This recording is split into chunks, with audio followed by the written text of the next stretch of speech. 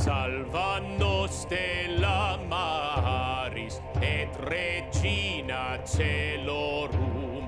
Salva nos stella maris, et regina celorum.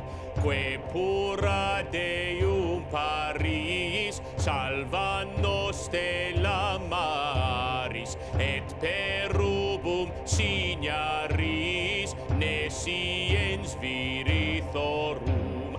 Salva nos stella maris, et regina celorum. Salva nos stella maris, et regina celorum. O Virgo specialis, salva nos stella maris. Tis nobis salutaris, imperatrix celorum. Salva nos stella maris, et regina celorum. Salva nos stella maris, et regina celorum.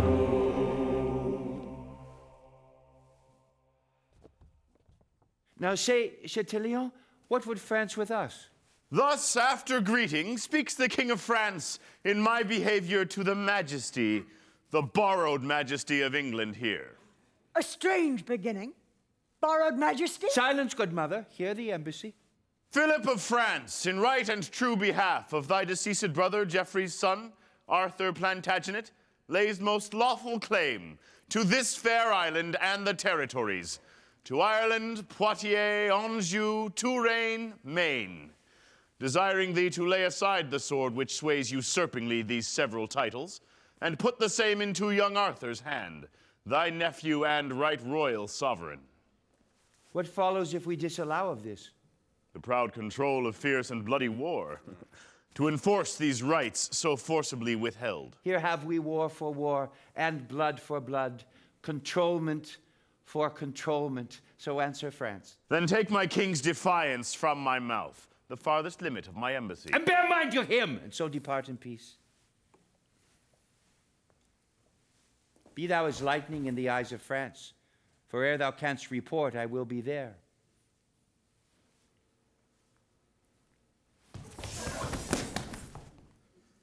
The thunder of my cannon shall be heard. So hence, be thou the trumpet of our wrath, and sullen presage of your own decay. An honorable conduct let him have. Pembroke, look to it. Farewell, Chatillon. Tu mater et spers Paris, salva nos stella maris. Mana celeste Paris, et panem angelorum.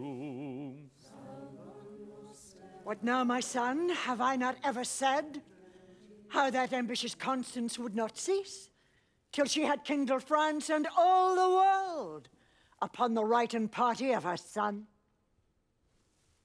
This might have been prevented and made whole with very easy arguments of love, which now the manager of two kingdoms must, with fearful bloody issue, arbitrate. A strong possession and a right for us. Your strong possession much more than your right, or else it must go wrong with you and me. So much my conscience whispers in your ear, which none but heaven and you and I shall hear. My liege, here is the strangest controversy, come from the country to be judged by you, that ere I heard, shall I produce the men? Let them approach. Our abbeys and our priories shall pay this expedition's charge. What men are you? Your faithful subject, I, a gentleman, born in Northamptonshire, and eldest son, as I suppose, to Robert Falconbridge, a soldier by the honor-giving hand of Coeur de Lion, knighted in the field. What art thou? The son and heir to that same Falconbridge. Is that the elder, and art thou the heir? You came not of one mother, then, it seems. Most certain of one mother, mighty king, that is well known, and as I think one father. But for the certain knowledge of that truth, I put you o'er to heaven and to my mother. Of that I doubt, as all men's children may. Out on thee, rude man, and shame thy mother, and wound her honor with this diffidence. Aye, madam, no, I have no reason for it. That is my brother's plea, and none of mine. The which, if he can prove, Pops me out at least from fair £500 a year. Heaven guard my mother's honor and my land. A good blunt fellow. Why, being younger born, doth he lay claim to thine inheritance? I know not why, except to get the land. But once he slandered me with bastardy. Oh. But where I be as true begot or no, that still I lay upon my mother's head. But that I am as well begot, my liege, fair fall the bones that took the pains for me. Compare our faces and be judge yourself. If old Sir Robert did beget us both and were our father, and this son like him, O old Sir Robert, father, on my knee, I give heaven thanks I was not like to thee. Why, what a madcap hath heaven lent us here? He hath the trick of Coeur de Lion's face. The accent of his tongue affecteth him. Do you not read some tokens of my son in the large composition of this man? Mine eye hath well examined his parts, Aye. and finds them perfect Richard. Sirrah, speak, what doth move you to claim your brother's land? Because he hath a half face like my father. With half that face would he have all my land. My gracious liege, when that my father lived, your brother did employ my father much. Wow, sir. By this you cannot get my land. Your tale must be how he employed my mother. And once dispatched him in an embassy to Germany, there with the emperor, to treat of high affairs touching that time. The advantage of his absence took the king, and in the meantime sojourned at my father's, where how he did prevail I shame to speak. But truth is truth. Large lengths of seas and shores between my father and my mother lay, as I have heard my father speak himself, when this same lusty gentleman was got. Upon his deathbed he by will bequeathed his land to me, and took it on his death, that this my mother's son was none of his. And if he were, he came into the world full 14 weeks before the course of time. Then, good my liege, let me have what is mine, my father's land, as was my father's will. Sirrah, your brother is legitimate. Your father's wife did after wedlock bear him. And if she did play false, the fault was hers, which fault lies on the hazards of all husbands. Then merry wives, tell me, how if my brother, who, as you say, took pains to get this son, had of your father claimed the son for his? Well, in sooth, good friend, your father might have kept this calf, bred from his cow, from all the world. In sooth, he might. And if he were my brother's, my brother might not claim him. No. Your father, being none of his, refusing. My This liege concludes. My mother's son did get your father's heir. Your father's heir must have your father's land. Shall then my father's will be of no force to dispossess that child which is not his? Of no more force to dispossess me, sir, than was his will to get me, as I think. Whether hadst thou rather be, a Falconbridge, and like thy brother to enjoy thy land, or the reputed son of Coeur de Lion, lord of thy presence, and no land beside? Madam, and if my brother had my shape and I had his, Sir Robert's his like him, and if my legs were two such riding rods, my arms such eel skins stuffed, my face so thin that in mine ear I durst not stick a rose, lest men should say, look where 3 farthings goes. And to his shape were heir to all the land, would I might never stir from off this place, I would give it every foot to have this face. I would not be Sir Nob in any case. I like thee well. Wilt thou forsake thy fortune, bequeath thy land to him, and follow me?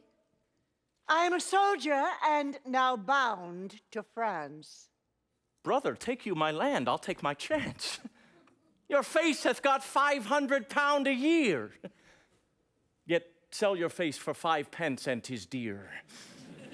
Madam, I'll follow you unto the death. Nay, I would have you go before me thither. Our country manners give our betters way. What is thy name? Philip, my liege, so is my name begun. Philip, good old Sir Robert's wife's eldest son. From henceforth bear his name, whose form thou bearest.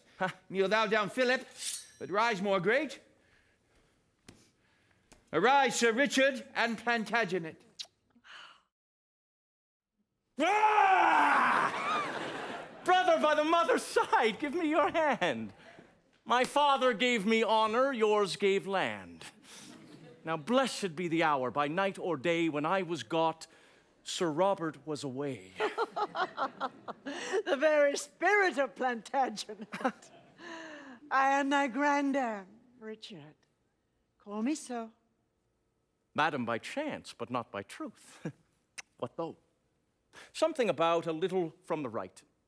In at the window, or else o'er the hatch. Who dares not stir by day must walk by night. And have is have, however men do catch. Near or far off, well won is still well shot. And I am I, howe'er I was begot. Go, Falconbridge, now hast thou thy desire. A landless knight makes thee a landed squire. Come, madam, and come, Richard, we must speed. For France, for it is more than need. Brother, adieu. Good fortune come to thee. For thou wast got i' the way of honesty.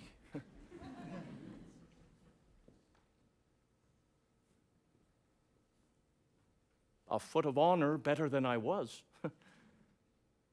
But many foot of land the worse. Well, now can I make any Joan a lady? Good den, Sir Richard, God a mercy, fellow. And if his name be George, I'll call him Peter. For new-made honor doth forget men's names. 'Tis too respective and too sociable for your conversion. Now, your traveler. He and his toothpick at my worship's mess, and when my nightly stomach is sufficed, why then I suck my teeth and catechize my picked man of countries, my dear sir. Thus leaning on mine elbow, I begin. I shall beseech you, that is question now.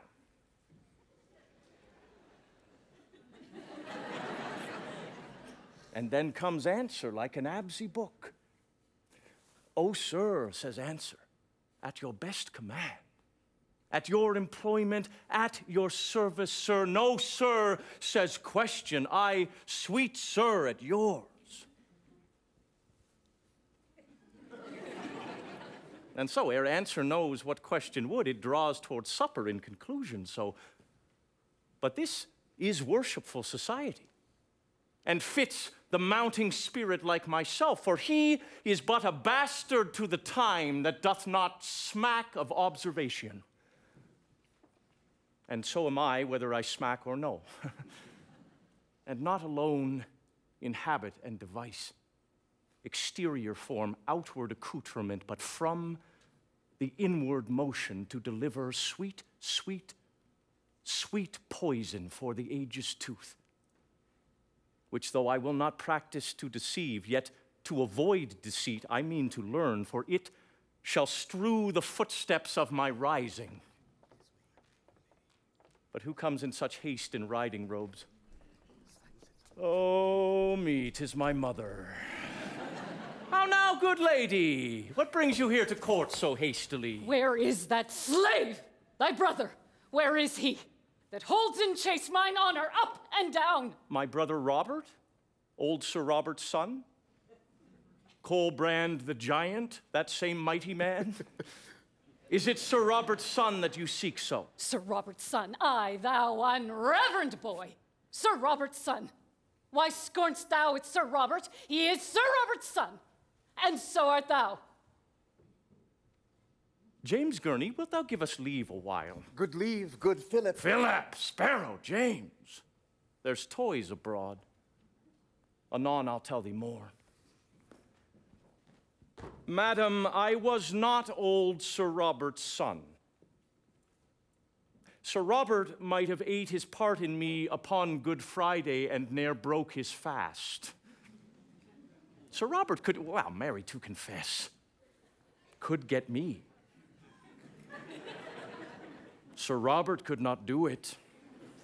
Now, we know his handiwork. Therefore, good mother, to whom am I beholden for these limbs? Sir Robert never hoped to make this leg. Hast thou conspired with thy brother too, that for thine own gain shouldst offend mine honor? What means this scorn, thou most untoward knave? Night, good mother, basilisco-like. Why? What? I am dubbed I have it on my shoulder. But, Mother, I am not Sir Robert's son. I have disclaimed Sir Robert and my land. Legitimation, name, and all is gone. Then, good my mother, let me know my father.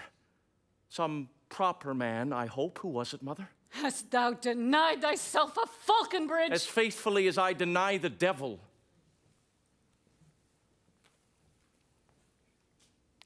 King Richard Coeur de Lion was thy father.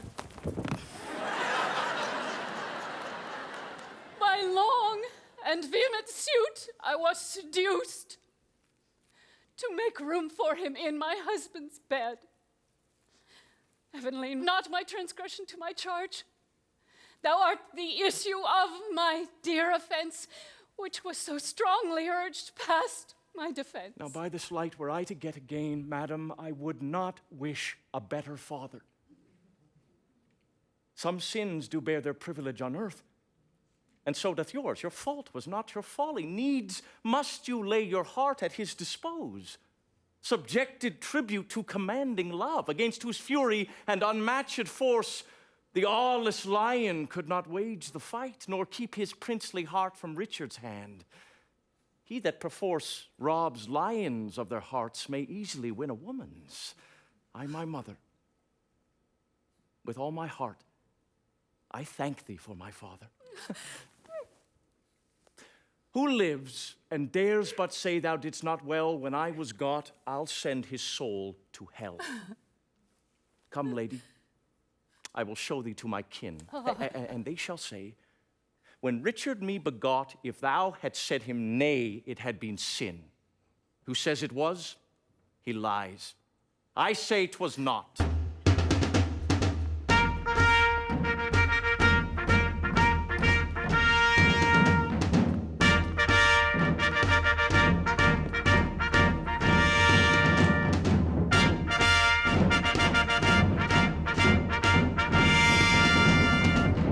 Before Angiers, well met, brave Austria.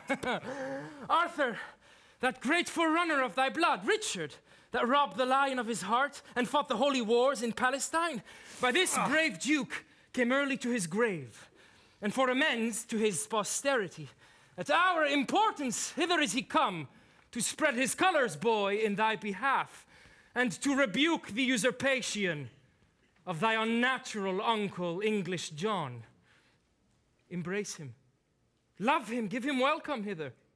God shall forgive you Coeur de Lion's death, the rather that you give his offspring life. Shadowing their right under your wings of war, I give you welcome with a powerless hand, but with a heart full of unstained love, welcome before the gates of Angiers, Duke. Noble boy, who would not do thee right? Upon thine cheek lay I this zealous kiss. Mwah. As seal to this indenture of my love, that to my home I will no more return, till Angiers and the right thou hast in France, together with that pale, that white-faced shore, whose foot spurns back the ocean's roaring tides, and coops from other lands her islanders, even till that England, hedged in with a main, that water-walled bulwark, still secure and confident from foreign purposes, even till that utmost corner of the west salute thee for her king. Till then, fair boy, will I not think of home, but follow arms. Oh, take his mother's thanks, a widow's thanks, till your strong hand shall help to give him strength to make a more requital to your love. The peace of heaven is theirs that lift their swords in such a just and charitable war. Well then, to work our cannon shall be bent against the brows of this resisting town. We'll lay before this town our royal bones, wade to the marketplace in Frenchmen's blood, but we will make it subject to this boy. Stay for an answer to your embassy, lest unadvised you stain your swords with blood. My Lord Chatillon may from England bring that right in peace, which here we urge in war, and then we shall repent each drop of blood that hot rash haste so indirectly shed. Oh, wonder, Lady Lo, upon thy wish our messenger Chatillon has arrived. What England says, say briefly, gentle lord. We coldly pause for thee. Chatillon, speak. Then turn your forces from this paltry siege, and stir them up against a mightier task. England, impatient of your just demands, hath put himself in arms. The adverse winds, whose leisure I have stayed, have given him time to land his legions all as soon as I. His marches are expedient to this town, his forces strong, his soldiers confident. With him along is come the mother queen, an Ate stirring him to blood and strife. With her, her niece, the Lady Blanche of Spain, with them a bastard of the king's deceased, and all the unsettled humors of the land. The interruption of their churlish drums cuts off more circumstance, they are at hand. To parley or to fight, therefore prepare. How much unlooked for is this expedition? By how much unexpected? By so much. We must awake endeavor for defense. For courage mounteth with occasion. Let them be welcome then. We are prepared.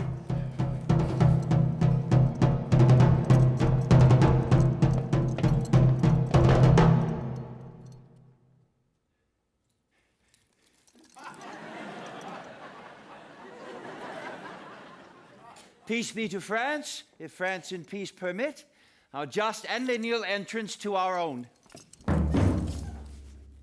If not, bleed France, and peace ascend to heaven, whilst we, God's wrathful agents, do correct their proud contempt that beats his peace to heaven. Peace be to England if that war return from France to England, there to live in peace. England we love, and for that England's sake, with burden of our armor, here we sweat.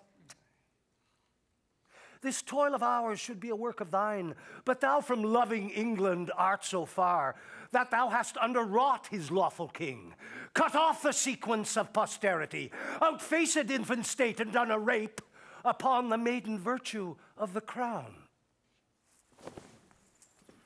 Look here upon thy brother Geoffrey's face. These eyes, these brows were molded out of his. That Geoffrey was thy elder brother born, and this his son. England was Geoffrey's right, and this is Geoffrey's. In the name of God, how comes it then that thou art called a king, when living blood doth in these temples beat, which owe the crown that thou o'ermasterest? From whom hast thou this great commission, France, to draw my answers from thy articles? From that supernal judge that stirs good thoughts in any beast of strong authority, to look into the blots and stains of right. That judge hath made me guardian to this boy, under whose warrant I impeach thy wrong, and by whose help I mean to chastise it. Alack, thou dost usurp authority. Excuse it is to beat usurping down. Who is it thou dost call usurper, France? Let me make answer. Thy usurping son. Out, insolent! Thy bastard should be king. What? That thou mayst be a queen and check the world? My bed was ever to thy son as true as thine was to thy husband. And this boy, liker in feature to his father Geoffrey than thou and John in manners, being as like as rain to water, or devil to his dam. My boy a bastard, by my soul, I think. His father never was so true begot. It cannot be, and if thou wert his mother... There's a good mother, boy, that blots thy father. There's a good grandam, boy, that would blot thee. Peace! Hear the crier! What the devil art thou? One that will play the devil, sir, with you, and I may catch your hide in you alone. You are the hare of whom the proverb goes, whose valor plucks dead lions by the beard. I'll smoke your skin coat and I catch you right, Sirrah. Look to it. If faith I will, if faith. Oh, well did he become that lion's robe, that did disrobe the lion of that robe. It lies as sightly on the back of him as great Alcides' shoes upon an ass. But ass, I'll take that burthen from your back, or lay on that shall make your shoulders crack. What cracker is this same that deafs our ears with this abundance of superfluous breath? Lewis, determine what we shall do straight. Women and fools, break off your conference. King John, this is the very sum of all. England and Ireland, Anjou, Touraine, Maine. In right of Arthur do I claim. Wilt thou resign them and lay down thy arms?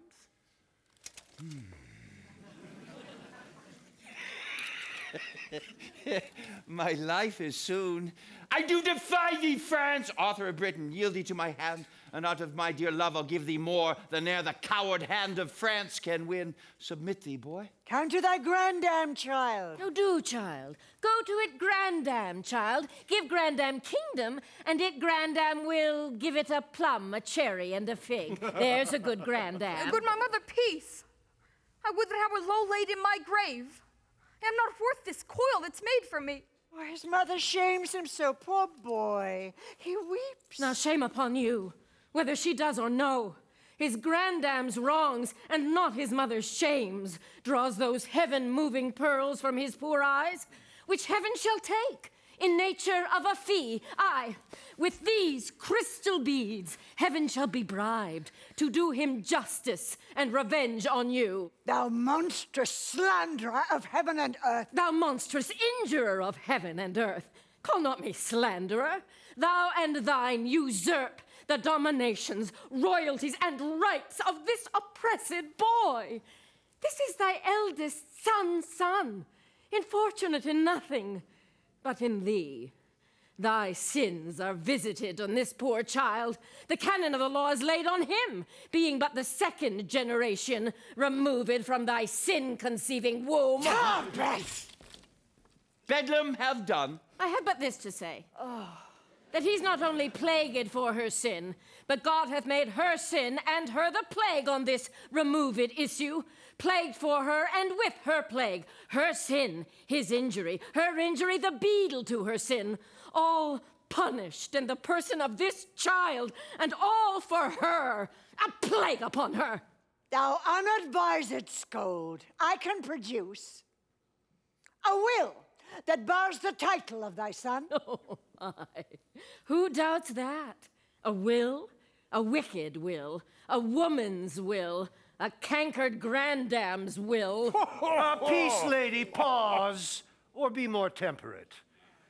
It ill beseems this presence to cry aim to these ill-tuned repetitions. Some trumpet summon hither to the walls these men of Angiers. Let us hear them speak, whose title they admit, Arthur's or John's.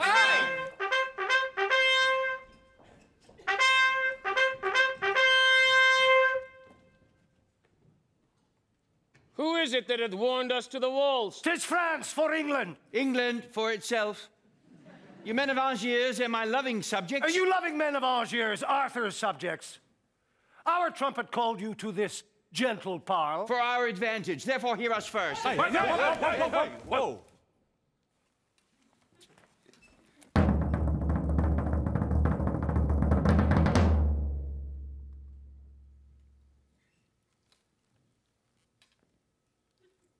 These flags of France that are advanced here, before the eye and prospect of your town, have hither marched to your endamagement. No preparation for a bloody siege and merciless proceedings by these French confronts your city's eyes, your winking gates. And but for our approach, those sleeping stones that as a waist doth girdle you about, by the compulsion of their ordinance, by this time from their fixed beds of lime had been dishabited, and wide havoc made for bloody power to rush upon your peace.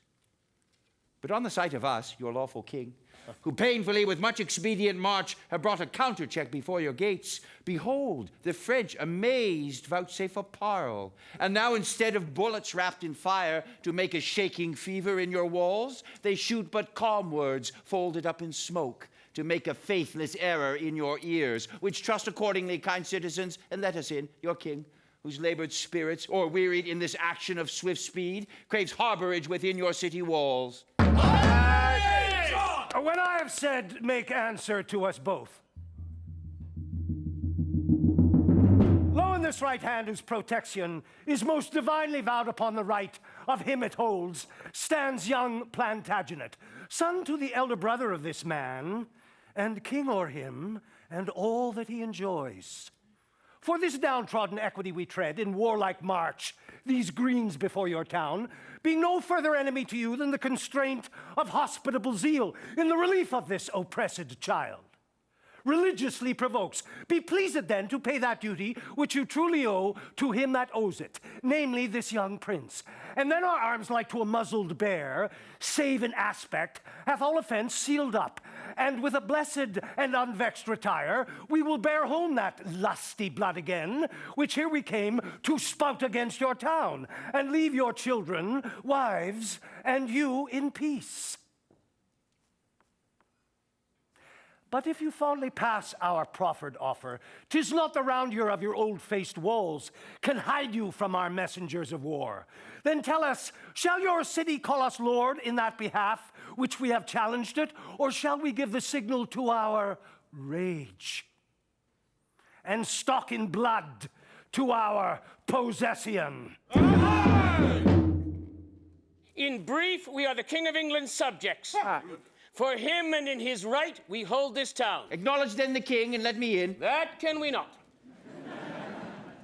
But he that proves the king, to him will we prove loyal. Till that time, have we rammed up our gates against the world. Doth not the crown of England prove the king? And if not that, I bring you witnesses, twice 15,000 hearts of England's breed. Bastards and else. To verify our title with their lives. As many and as well-born bloods as those. Some bastards, too. Stand in his face to contradict his claim. Till you compound whose right is worthiest, we for the worthiest hold the right from both. Then God forgive the sin of all those souls that to their everlasting residence before the dew of evening fall shall fleet, and dreadful trial of our kingdom's king. Amen, amen. Mount Chevalier, to arms! To arms! St. George, that swings the dragon, and ere since sits on horseback at mine hostess door, teach us some fence. Sirrah! Were I at home, at your den, sirrah, with your lioness, I would set an ox head to your lion's hide and make a monster of you. Peace, no more! Oh, tremble, for you hear the lion roar. Up higher to the plains, where we'll set forth in best appointment all our regiments. Speed then to take advantage of the field. It shall be so, and at the other hill command the rest to stand. God and our right.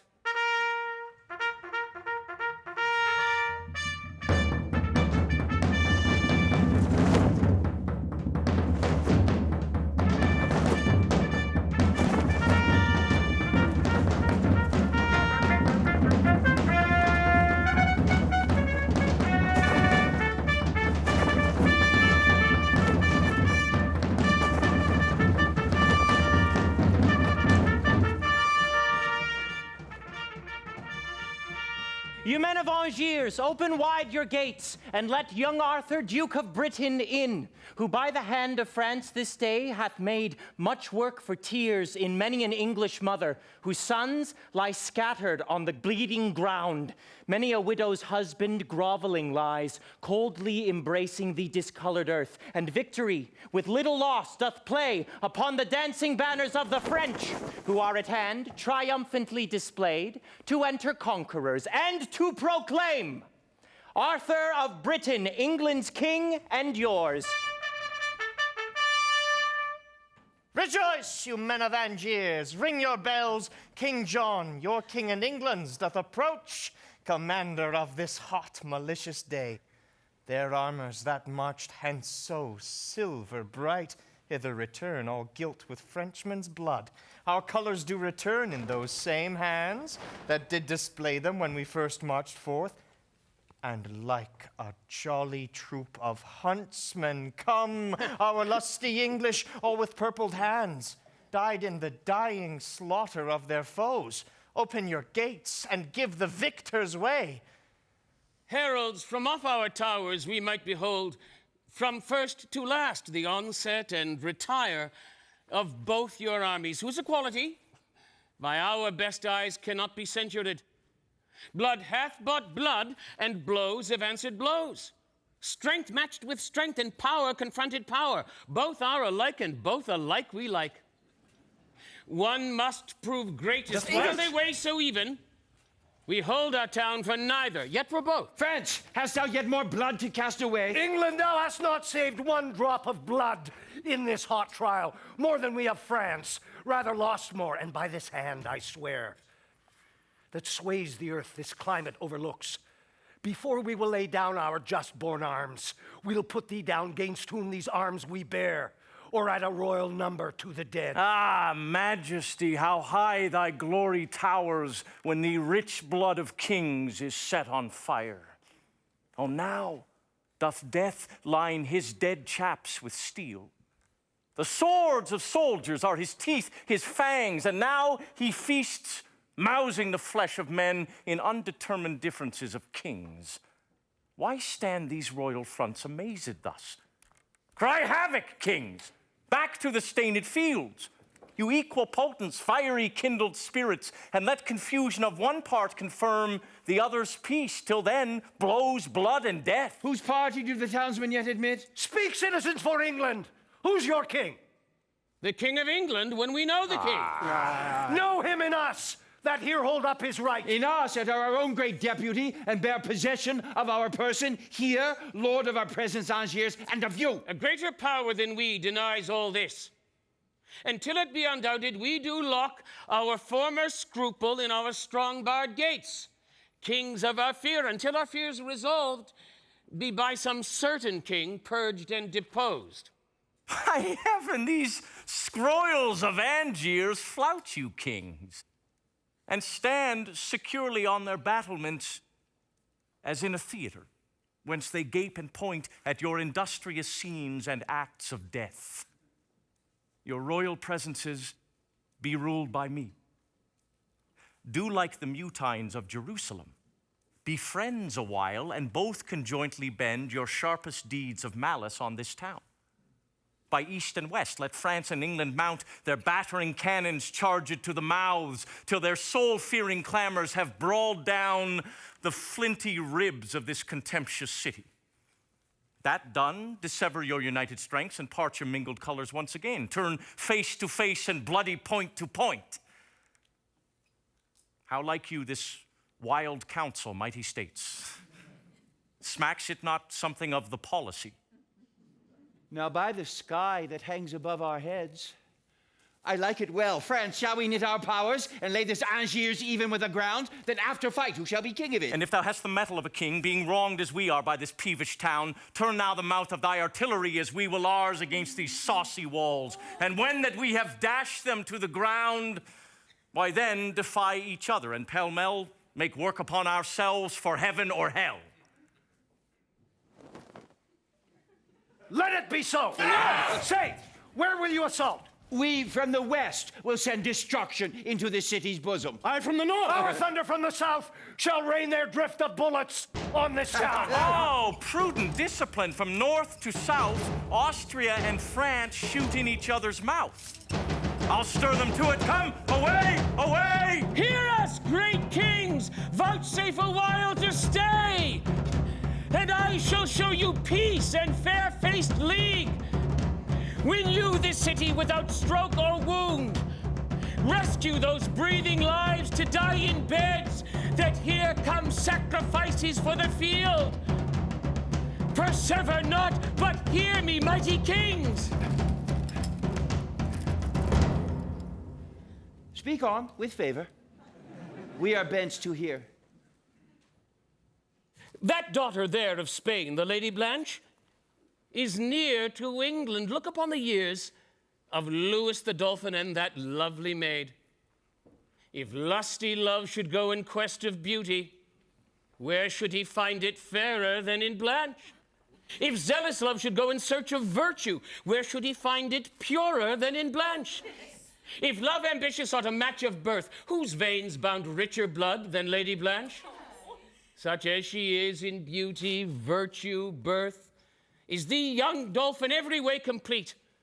Oh, two such silver curtains, when they join, do glorify the banks that bound them in, and two such shores to two such streams made one, to such controlling bounds shall you be kings, to these two princes if you marry them. This union shall do more than battery can to our fast-closed gates, for at this match, with swifter spleen than powder can enforce, the mouth of passage shall we fling wide ope and give you entrance. But without this match, the sea enraged is not half so deaf. Lions more confident, mountains and rocks, more free from motion, no, not death himself, in mortal fury half so peremptory as we to keep this city. Here's a stay that shakes the rotten carcass of old death out of his rags. Here's a large mouth indeed that spits forth death and mountains, rocks and seas, talks as familiarly of roaring lions as maids of 13 do of puppy dogs. What cannoneer begot this lusty blood? He speaks plain cannon, fire, smoke, and bounce. Zoons, I was never so bethumped with words since I first called my brother's father Dad. Son, list to this conjunction. Make this match. Give, with our niece, a dowry large enough. For by this knot thou shalt so surely tie thy now unsured assurance to the crown, that yon green boy shall have no son to ripe the bloom that promiseth a mighty fruit. I see a yielding in the looks of France. Mark how they whisper. Urge them while their souls are capable of this ambition, lest zeal, now melted by the windy breath of soft petitions, pity, and remorse, cool and congeal again to what it was. Why answer not the double majesties this friendly treaty of our threatened town? Speak England first, that hath been forward first, to speak unto this city. What say you? If that the dolphin there, thy princely son, can in this book of beauty read, I love, her dowry shall we equal with the queen. For Angiers and fair Touraine, Maine, Poitiers, and all that we upon this side the sea, except this city, now by us besieged, find liable to our crown and dignity, shall gild her bridal bed and make her rich in titles, honors, and promotions, as she, in beauty, education, blood, holds hands with any princess of the world. What sayest thou, boy? Look in the lady's face. I do, my lord, and in her eye I find a wonder or a wondrous miracle, the shadow of myself formed in her eye. I do protest, I never loved myself, till now in fixed I beheld myself, drawn in the flattering table of her eye. Drawn in the flattering table of her eye? Hanged in the frowning wrinkle of her brow, and quartered in her heart. He doth espy himself love's traitor. This is pity now, that hanged and drawn and quartered there should be in such a love so vile a lout as he. My uncle's will in this respect is mine.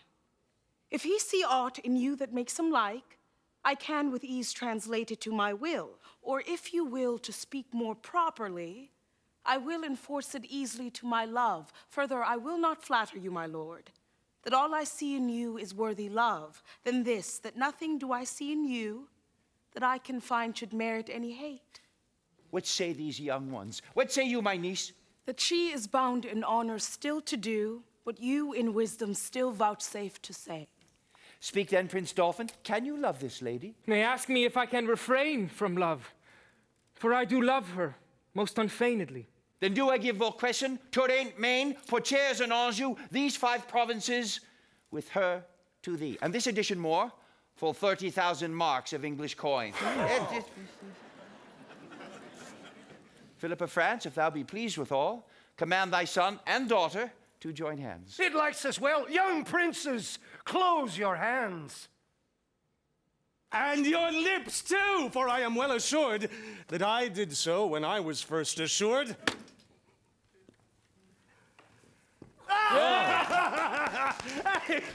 Now, citizens of Angiers, ope your gates. Let in that amity which you have made. For at St. Mary's Chapel presently, the rites of marriage shall be solemnized. Is not the Lady Constance in this troop? Oh. I know she is not, for this match made up, her presence would have interrupted much. Where is she and her son? Tell me, who knows? She is sad and passionate at your highness' tent. And by my faith, this league that we have made will give her sadness very little cure. Brother of England, how may we content this widow lady? In a right we came, which we, God knows, have turned another way to our own vantage. We will heal up all for we'll create young Arthur Duke of Brittany, and Earl of Richmond, and this rich fair town we make him lord of. Call the Lady Constance, some speedy messenger bid her repair to our solemnity. I trust we shall, if not fill up the measure of her will, yet in some measure satisfy her so, that we shall stop her exclamations. Go we, as well as haste will suffer us, to this unlooked for, unprepared pomp.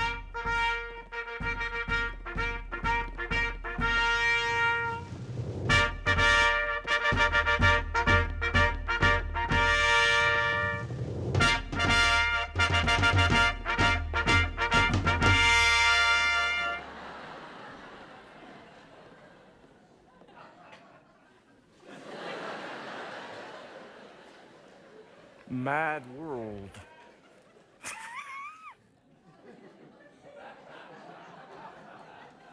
Mad kings. Mad composition.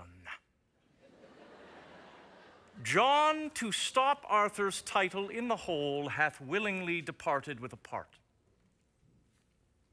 And France, whose armor conscience buckled on, whom zeal and charity brought to the field as God's own soldier, rounded in the ear with that same purpose changer, that sly devil, that broker, that still breaks the pate of faith, that daily break vow, he that wins of all, of kings, of beggars, old men, young men, maids, who, having no external thing to lose but the word maid, cheats thee, poor maid, of that. That smooth-faced gentleman tickling commodity. Commodity. The bias of the world.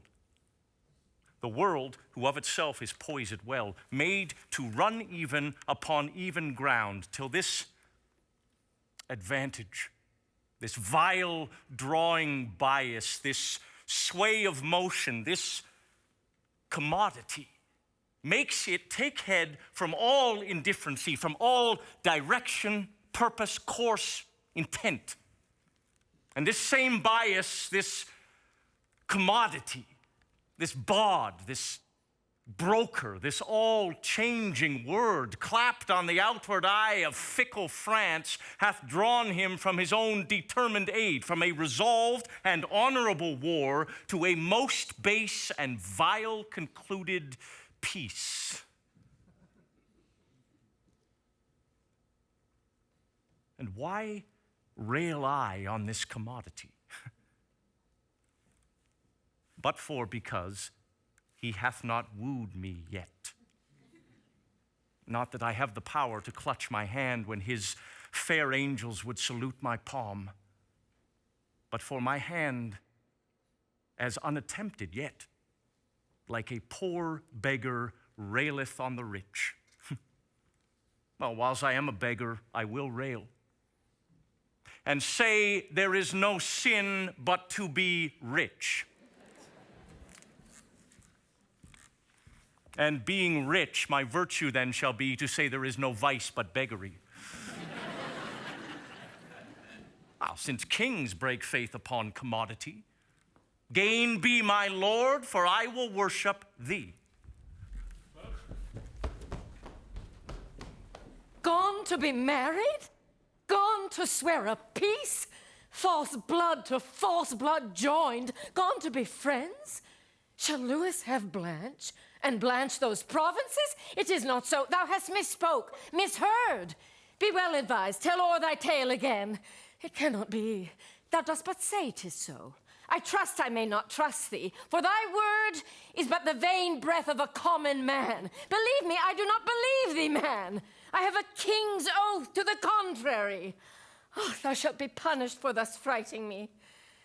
For I am sick and capable of fears, oppressed with wrongs, and therefore full of fears, a widow, husbandless, subject to fears, a woman naturally born to fears. And though thou now confess thou didst but jest, with my vexed spirits I cannot take a truce, but they will quake and tremble all this day. What dost thou mean by shaking of thy head? Why dost thou look so sadly on my son? What means that hand upon that breast of thine? Why holds thine eye that lamentable room, like a proud river peering o'er his bounds? Be these sad signs confirmers of thy words? Then speak again, not all thy former tale, but this one word, whether thy tale be true. As true as I believe you think them false, that give you cause to prove my saying true. Oh, if thou teach me to believe this sorrow, teach thou this sorrow how to make me die, and let belief and life encounter so, as doth the fury of two desperate men, which in the very meeting fall and die. Louis, Mary, Blanche? Oh boy, then where art thou? France, friend with England? What becomes of me? Fellow, be gone. I cannot brook thy sight. This news hath made thee a most ugly man. What other harm have I, good lady, done, but spoke the harm that is by others done? Which harm within itself so heinous is, as it makes harmful all that speak of it? I do beseech you, madam, be content. If thou, that bidst me be content, wert grim, ugly and slanderous to thy mother's womb, full of unpleasing blots and sightless stains, lame, foolish, crooked, swart, prodigious, patched with foul moles and eye-offending marks, I would not care. I then would be content, for then I should not love thee. No, nor thou become thy great birth, nor deserve a crown. But thou art fair, and at thy birth, dear boy, nature and fortune joined to make thee great. Of nature's gifts thou mayst with lilies boast, and with the half-blown rose, but fortune, oh, she is corrupted, changed, and won from thee. She adulterates hourly with thine uncle John, and with her golden hand hath plucked on France to tread down fair respect of sovereignty, and made his majesty the bawd to theirs. France is a bawd to fortune and King John, that strumpet fortune, that usurping John. Tell me, thou fellow, is not France forsworn? Envenom him with words, or get thee gone, and leave those woes alone, which I alone am bound to underbear. Pardon me, madam, I may not go without you to the king's. Thou mayst, thou shalt. I will not go with thee. I will instruct my sorrows to be proud, for grief is proud, and makes his owner stoop. To me and to the state of my great grief let kings assemble, for my grief so great that no supporter but the huge, firm earth can hold it up. Here I and sorrow sit. Here is my throne. Bid kings come bow to it.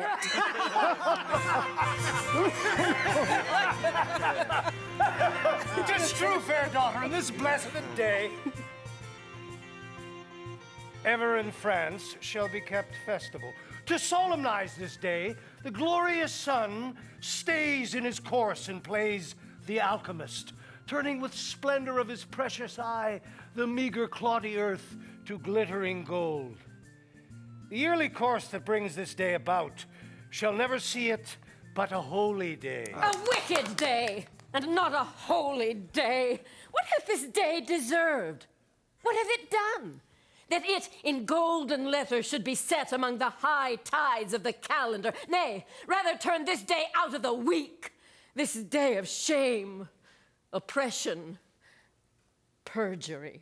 Or if it must stand still, let wives with child pray that their burthens may not fall this day, lest that their hopes prodigiously be crossed. But on this day, let seamen fear no rack, no bargains break that are not this day made. This day, all things begun come to ill end. Yea, faith itself to hollow falsehood change. By heaven, lady, you shall have no cause to curse the fair proceedings of this day.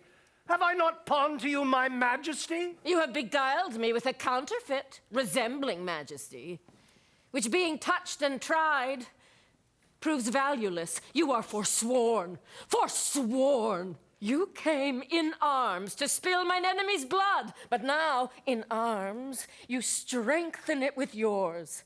The grappling vigor and rough frown of war is cold in amity and painted peace. And our oppression hath made up this league. Arm, you heavens, 'gainst these perjured kings. A widow cries, be husband to me, heavens. Let not the hours of this ungodly day wear out the day in peace, but ere sunset, set armed discord twixt these perjured kings. Hear me, oh, hear me! Lady Constance, peace! War! War, no peace. Peace is to me a war. Oh, Limoges. Oh, Austria. Thou dost shame that bloody spoil. Thou slave, thou wretch, thou coward, thou little valiant, great in villainy, thou ever strong upon the stronger side, thou fortune's champion that dost never fight but when her humorous ladyship is by to teach thee safety. Thou art perjured too, and sooth'st up greatness. Why, what a fool art thou, a ramping fool, to brag and stamp and swear upon my party, thou cold-blooded slave.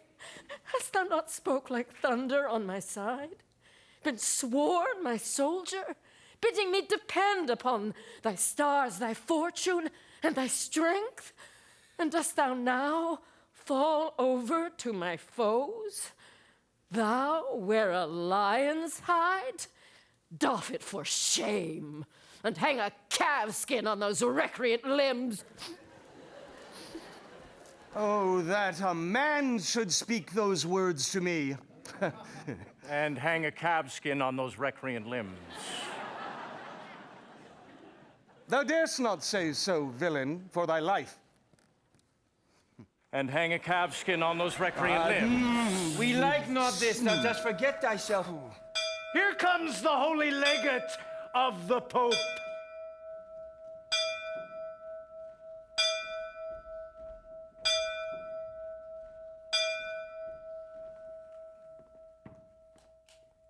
Hail, you anointed deputies of heaven.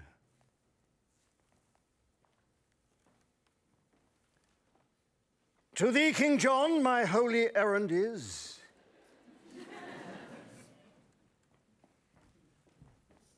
I, Pandolph of Fairmillan, Cardinal, am from Pope Innocent, the legate here, do in his name religiously demand why thou against the church, our holy mother, so willfully dost spurn and perforce keep Stephen Langton, chosen Archbishop of Canterbury, from that holy see. This in our foresaid Holy Father's name, Pope Innocent, I do demand of thee.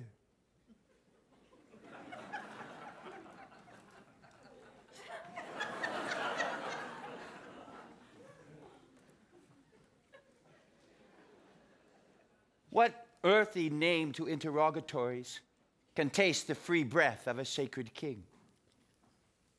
Thou canst not, Cardinal, devise a name so slight, unworthy, and ridiculous to charge me to an answer as the Pope. Oh! Tell him this tale, and from the mouth of England, and thus much more, that no Italian priest shall tithe or toll in our dominions. But as we, under God, our supreme head, so under him, that great supremacy where we do reign, we will alone uphold, without the assistance of a mortal hand. So tell the Pope, O reverend set apart, to him and his usurped authority. Oh!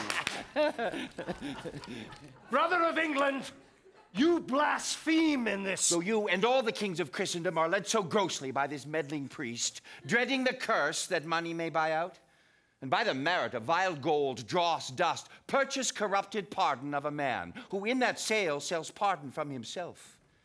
Though you and all the rest so grossly led this juggling witchcraft with revenue cherish, yet I alone do me oppose against the Pope, and count his friends my foes. Then by the lawful power that I have, thou shalt stand cursed and excommunicate.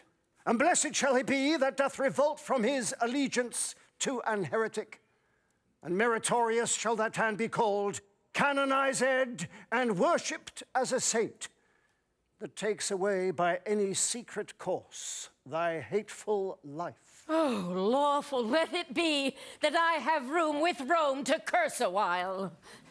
Good Father Cardinal, cry thou amen to my keen curses, for without my wrong there is no tongue hath power to curse him right. There's law and warrant, lady, for my curse. And for mine too. When law can do no right, let it be lawful that law bar no wrong. Law cannot give my child his kingdom here, for he that holds his kingdom holds the law. Therefore, since law itself is perfect wrong, how can the law forbid my tongue to curse? Philip of France, on peril of a curse, let go the hand of that arch heretic and raise the power of France upon his head, unless he do submit himself to Rome. Look'st thou pale, France? Do not let go thy hand. Look to that devil, lest that France repent, and by disjoining hands, hell lose a soul. Philip, listen to the cardinal. And hang a calf skin on his recreant limb. Philip, what sayest thou to the cardinal? What should he say but as the cardinal? Bethink you, Father, for the difference is purchase of a heavy curse from Rome, or the light loss of England for a friend. Forgo the easier. That's the curse of Rome. Oh, Louis, stand fast. The devil tempts thee here in likeness of a new, untrimmed bride. The Lady Constance speaks not from her faith, but from her need. Oh, if thou grant my need, which only lives but by the death of faith, that need must needs infer this principle, that faith would live again by death of need. Oh, then, tread down my need, and faith mounts up. Keep my need up, and faith is trodden down. The king is moved and answers not to this. Oh, be removed from him and answer well. Do so, King Philip. Hang no more in doubt. Hang nothing but a calf's skin, most sweet lout. I am perplexed and know not what to say. Oh, what canst thou say? But will perplex thee more if thou stand excommunicate and cursed. Good Reverend Father, make my person yours, and tell me how you would bestow yourself. This royal hand and mine are newly knit, and the conjunction of our inward souls, married in league, coupled and linked together with all religious strength of sacred vows. And shall these hands, so lately purged of blood, so newly joined in love, so strong in both, unyoke this seizure and this kind regret, play fast and loose with faith, so jest with heaven, make such unconstant children of ourselves, as now again to snatch our palm from palm, unswear faith sworn, and on the marriage bed of smiling peace to march a bloody host, and make a riot on the gentle brow of true sincerity? O holy sir, my reverend father, let it not be so. Out of your grace devise, ordain, impose some gentle order, and then we shall be blessed to do your pleasure and continue friends. All form is formless, order orderless, save what is opposite to England's love. Therefore to arms. Be champion of our church, or let the church, our mother, breathe her curse, a mother's curse, on her revolting son, France. Thou mayst hold a serpent by the tongue, a chafed lion by the mortal paw, a fasting tiger safer by the tooth, than keep in peace that hand which thou dost hold. I may disjoin my hand, but not my faith. So makest thou faith an enemy to faith, and like a civil war sets oath to oath, thy tongue against thy tongue. Oh, let thy vow first make to heaven, first be to heaven performed, that is, to be the champion of our church. What since thou swarest is sworn against thyself, and may not be performed by thyself. For that which thou hast sworn to do amiss is not amiss when it is truly done, and being not done where doing tends to ill. The truth is then most done, not doing it. It is religion that doth make vows kept, but thou hast sworn against religion. Therefore thy later vows against thy first is in thyself rebellion to thyself. And better conquest never canst thou make than arm thy constant and thy nobler parts against these giddy, loose suggestions, upon which better part our prayers come in, if thou vouchsafe them. But if not, then know the peril of our curse is light on thee, so heavy as thou shalt not shake them off, but in despair die under their black weight. Rebellion! That's rebellion! Will not be. Will not a calfskin stop that mouth of thine? Father, to arms! Upon thy wedding day, against the blood that thou hast married, what, shall our feast be kept with slaughtered men? Shall braying trumpets and loud churlish drums, clamors of hell, be measures to our pomp? O husband, hear me.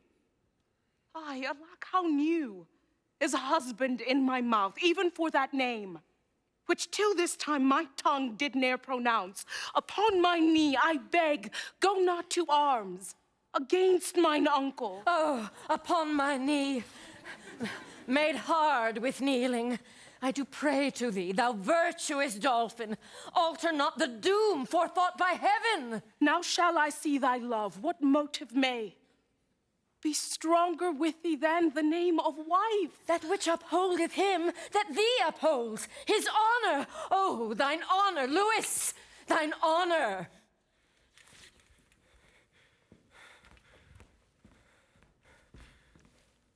I muse your majesty doth seem so cold, when such profound respects do pull you on. I will denounce a curse upon his head. Thou shalt not need England.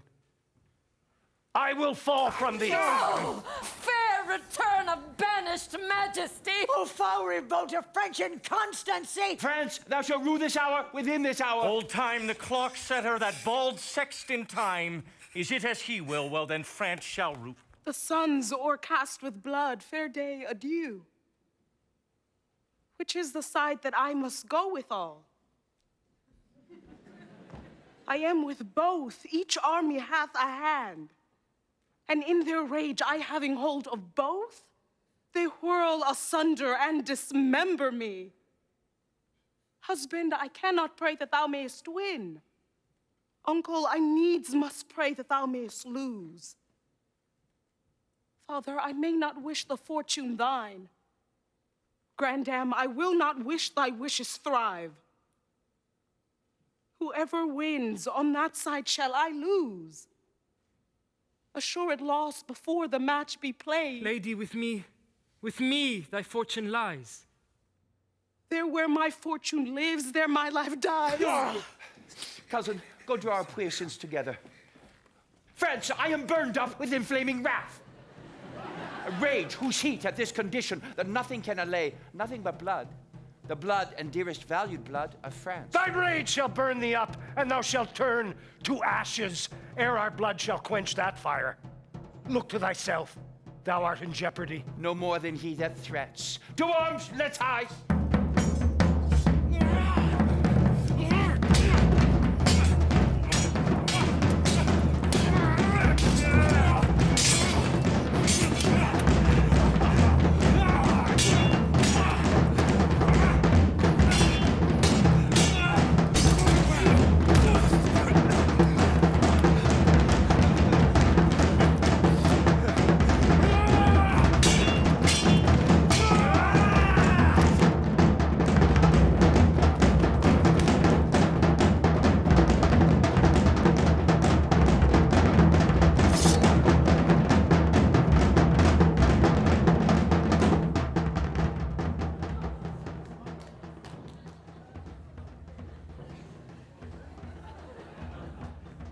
By my life, this day grows wondrous hot. Some airy devil hovers in the sky and pours down mischief. Austria's head.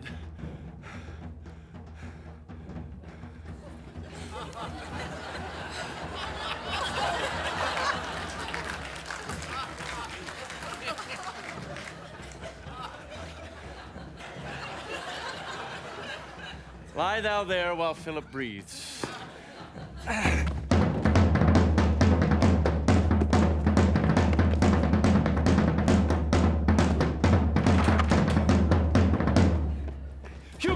Keep this boy. Philip, make up. My mother is assailed in her tent, and ta'en, I fear. My lord, I rescued her. Her highness is in safety, fear you not. But on, my liege, for very little pains will bring this labor to an happy end.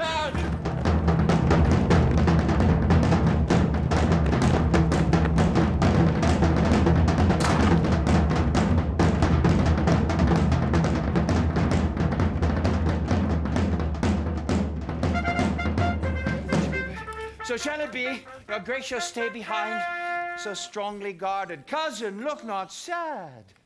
Thy grandam loves thee, and thy uncle will as dear be to thee as thy father was. Oh, this will make my mother die with grief. Cousin, away for England, haste before, and ere our coming, see thou shake the bags of hoarding abbots, imprisoned angels set at liberty. The fat ribs of peace must by the hungry now be fed upon. Use our commission in his utmost force. Bell, book, and candle shall not drive me back when gold and silver becks me to come on. I leave your highness. Grandam, I will pray, if ever I remember to be holy, for your fair safety, so I kiss your hand. Farewell, gentle cousin. Cos, farewell. Come hither, little kinsman, hark a word. Come.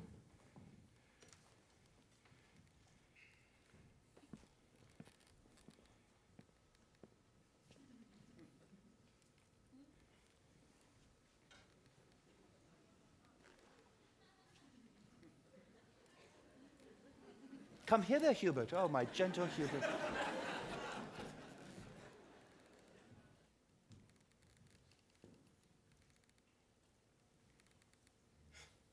We owe thee much. Within this wall of flesh, there is a soul counts thee her creditor, and with advantage means to pay thy love. And my good friend, thy voluntary oath lives in this bosom, dearly cherished. Give me thy hand. I had a thing to say. But I will fit it with some better tune. By heavens, Hubert, I am almost ashamed to say what good respect I have of thee. I am much bounden to your majesty. Good friend, thou hast no cause to say so yet. But thou shalt have, and creep time ne'er so slow, but it shall come for me to do thee good. I had a thing to say, but let it go. Sun is in the heavens, and thee, proud day, attended with the pleasures of the world, is all too wanton and too full of gods to give me audience. If the midnight bell did with his iron tongue and brazen mouth sound on into the drowsy race of night, blong, blong, blong, blong. Or if this same were a churchyard where we stand, and thou possessed of 1,000 wrongs. Or if that surly spirit melancholy had baked thy blood and made it heavy, thick, which else runs tickling up and down the veins, making that idiot laughter keep men's eyes and strain their cheeks to idle merriment.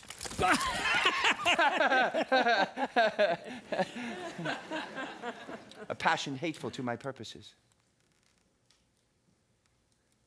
Or if that thou couldst see me without eyes, hear me without thine ears, make reply without a tongue, using conceit alone, without eyes, ears, or harmful sound of words, then in despite of brooded watchful day, I would into thy bosom pour my thoughts. But I will not, yet I love thee well, and by my troth I think thou lovest me well. So well that what you bid me undertake, though that my death were adjunct to my act, by heaven I would do it. Do not I know thou wouldst? Good Hubert, Hubert, Hubert, throw thine eye on yon young boy. I tell thee what, my friend, he is a very serpent in my way. And wheresoe'er this foot of mine doth tread, he lies before me. Dost thou understand me? Thou art his keeper. And I'll keep him so, that he shall not offend your majesty. Death? My lord, a grave. He shall not live. Enough. I could be merry now. Hubert, I love thee. Well, I'll not say what I intend for thee. Remember, madam, fare you well. I'll send those powers to your majesty. My blessing go with thee. For England, cousin, go. Hubert shall be our man. Attend on you with all true duty. On towards Calais. Ho!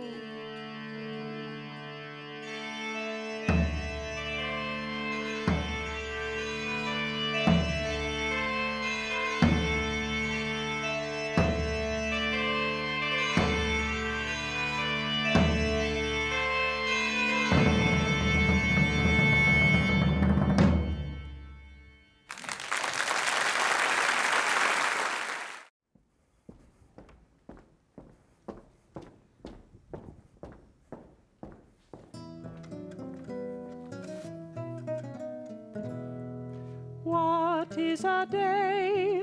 What is a year? A vain delight and pleasure.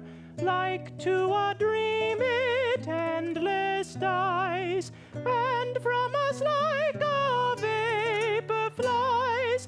And this is all the fruit that we find, which glory in worldly treasure.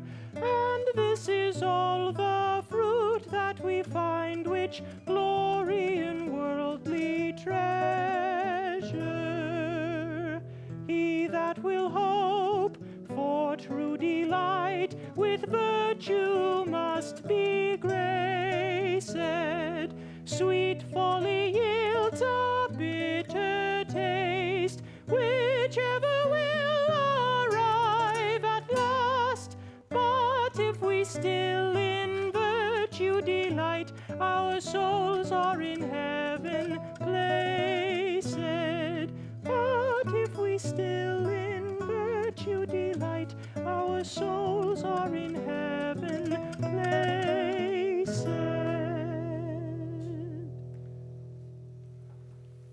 So by a roaring tempest on the flood, a whole armado of convicted sail is scattered and disjoined from fellowship. Courage and comfort, all shall yet go well. What can go well when we have run so ill? Are we not beaten? Is not Angiers lost? Arthur ta'en prisoner? Divers dear friends slain? And bloody England into England gone? Or bearing interruption? Spite of France? What he hath won, that hath he fortified. So hot a speed with such advice disposed, such temperate order in so fierce a cause, doth want example, who hath read or heard of any kindred action like to this? Look who comes here, a grave unto a soul, holding the eternal spirit against her will in the vile prison of afflicted breath. Lo, now see the issue of your peace. Patience, good lady, comfort, gentle Constance. No, I defy all counsel, all redress. But that which ends all counsel, true redress, death. Oh, amiable, lovely death, thou odoriferous stench, sound rottenness, arise forth from the couch of lasting night, thou hate and terror to prosperity, and I will kiss thy detestable bones, and put my eyeballs in thy vaulty brows, and wring these fingers with thy household worms, and stop this gap of breath with fulsome dust, and be a carrion monster like thyself. Come, grin on me, and I will think thou smilest, and bust thee as thy wife, misery's love. Oh, come to me. Oh, fair affliction, peace. No, I will not, having breath to cry. Oh, that my tongue were in the thunder's mouth. Then with a passion would I shake the world, and rouse from sleep that fell anatomy, which cannot hear a lady's feeble voice, which scorns a modern invocation. Lady, you utter madness and not sorrow. Thou art not wholly to belie me so. I am not mad. This hair I tear is mine. My name is Constance. I was Geoffrey's wife. Young Arthur is my son, and he is lost. I am not mad. I would to heaven I were. For then 'tis like I should forget myself. Oh, if I could, what grief should I forget? Preach some philosophy to make me mad, and thou shalt be canonized, Cardinal. For being not mad, but sensible of grief, my reasonable part produces reason how I may be delivered of these woes, and teaches me to kill or hang myself. If I were mad, I should forget my son, or madly think a babe of clouts were he. I am not mad, too well I feel the different plague of each calamity. Bind up those tresses, oh, what love I note in the fair multitude of those her hairs, where but by chance a silver drop hath fallen, even to that drop 10,000 wiry friends do glue themselves in sociable grief like true, inseparable, faithful loves, sticking together in calamity. I prithee, lady, go away with me. To England, if you will. Bind up your hairs. Yes, that I will. And wherefore will I do it? I tore them from their bonds and cried aloud, oh, that these hands could so redeem my son, as they have given these hairs their liberty. But now I envy at their liberty, and will again commit them to their bonds, because my poor child is a prisoner. And Father Cardinal, I have heard you say that we shall see and know our friends in heaven. If that be true, I shall see my boy again.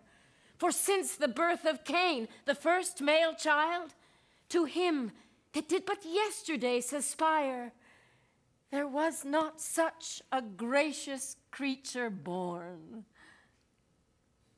But now will canker sorrow eat my bud, and chase the native beauty from his cheek, and he will look as hollow as a ghost, as dim and meager as an ague's fit. And so he'll die, and rising so again, when I shall meet him in the court of heaven, I shall not know him. Therefore never, never must I behold my pretty Arthur more. You hold too heinous a respect of grief. He talks to me that never had a son. You are as fond of grief as of your child. Grief fills the room up of my absent child. Lies in his bed, walks up and down with me, puts on his pretty looks, repeats his words, remembers me of all his gracious parts, stuffs out his vacant garments with his form. Then have I reason to be fond of grief?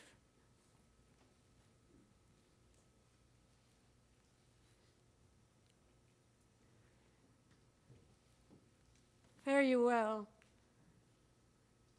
Had you such a loss as I could give better comfort than you do.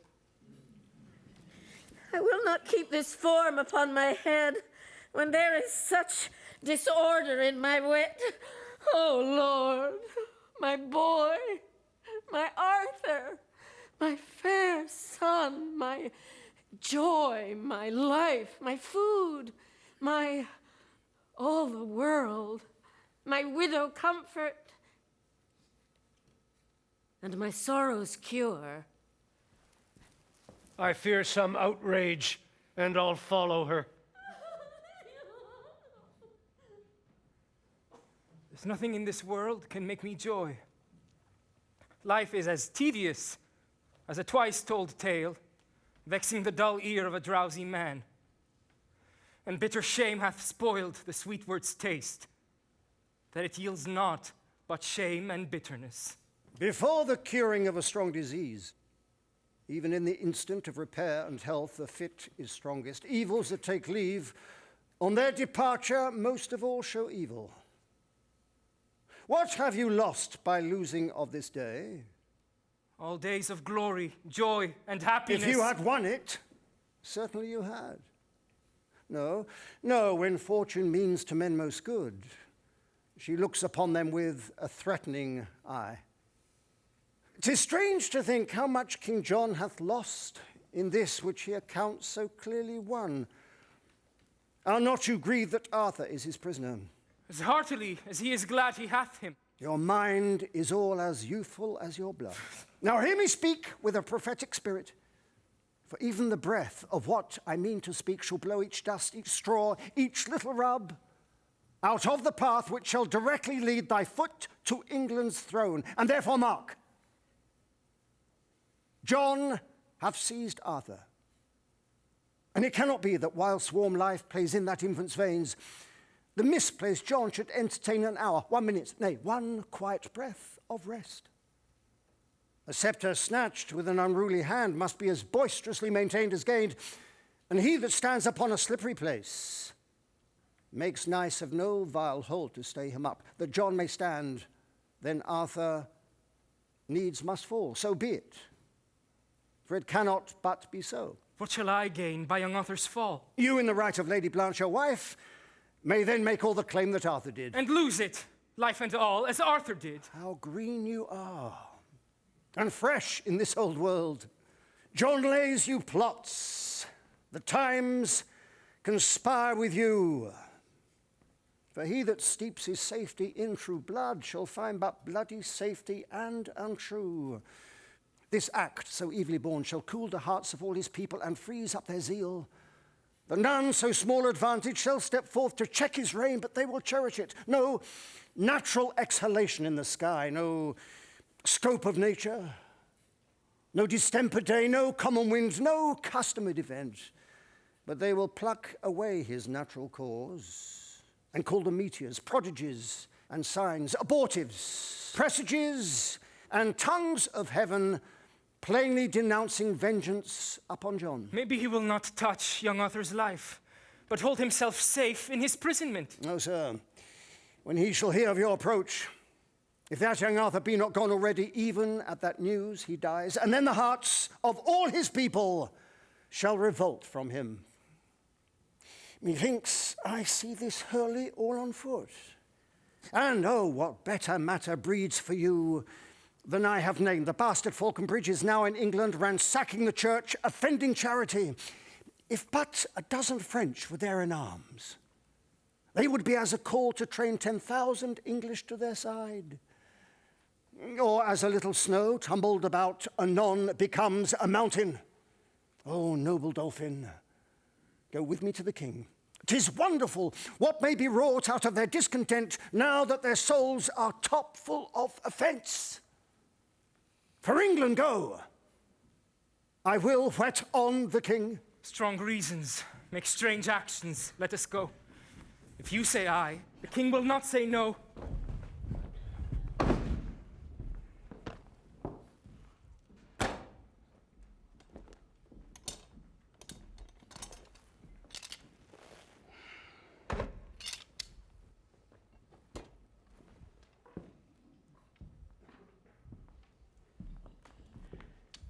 Heat me these irons hot, and look thou stand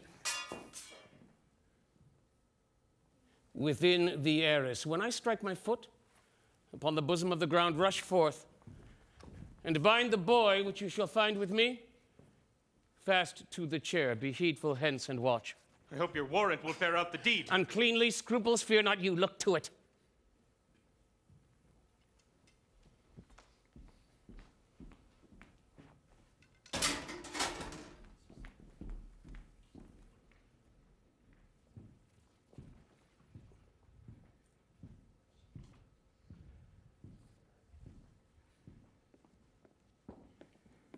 Young lad, come forth, I have to say with you. Good morrow, Hubert. Good morrow, little prince. As little prince having so great a title, to be more prince as may be, you are sad. Indeed, I have been merrier. Mercy on me. Methinks nobody should be sad but I. Yet I remember when I was in France, Young gentleman would be as sad as night, only for wantonness, by my Christendom. So I were out of prison and kept sheep. I should be as merry as the day is long. And so I would be here, but that I doubt. My uncle practices more harm to me. He is afraid of me, and I of him. Was it my fault that I was Geoffrey's son? No, indeed it's not, and I would to heaven I were your son, so you would love me, Hubert. If I talk to him with his innocent prate, he will awake my mercy, which lies dead. Therefore I will be sudden and dispatch. Are you sick, Hubert? You look pale today. In sooth, I would you were a little sick, that I might sit all night and watch with you. I warrant I love you more than you do me. His words do take possession of my bosom.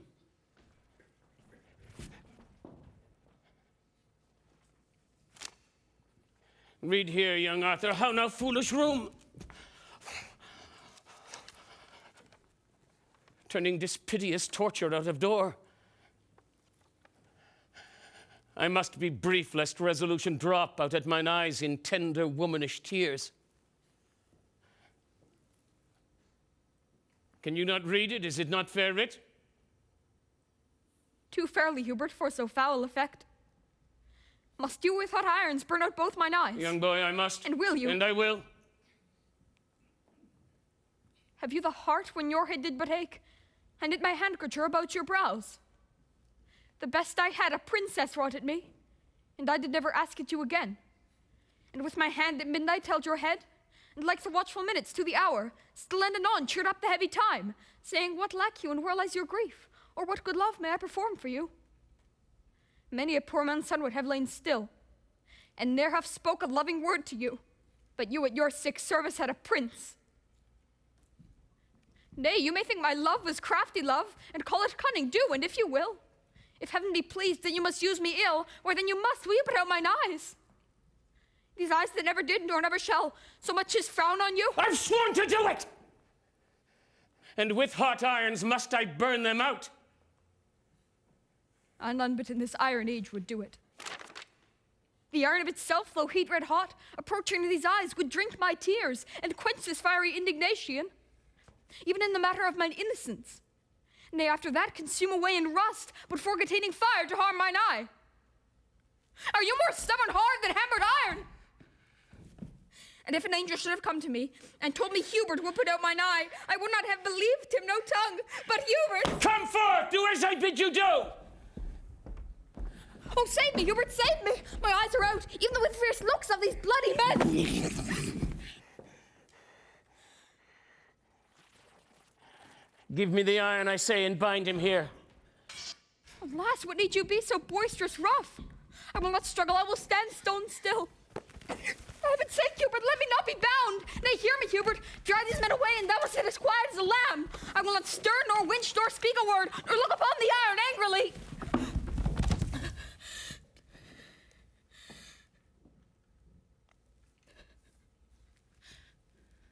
Thrust but these men away, and I'll forgive you.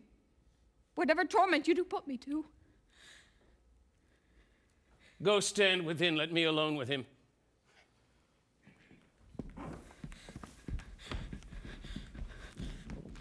I am best pleased to be from such a deed.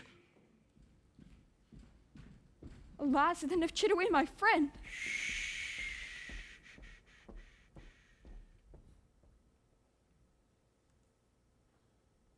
Come, boy, prepare yourself. Is there no remedy? None but to lose your eyes.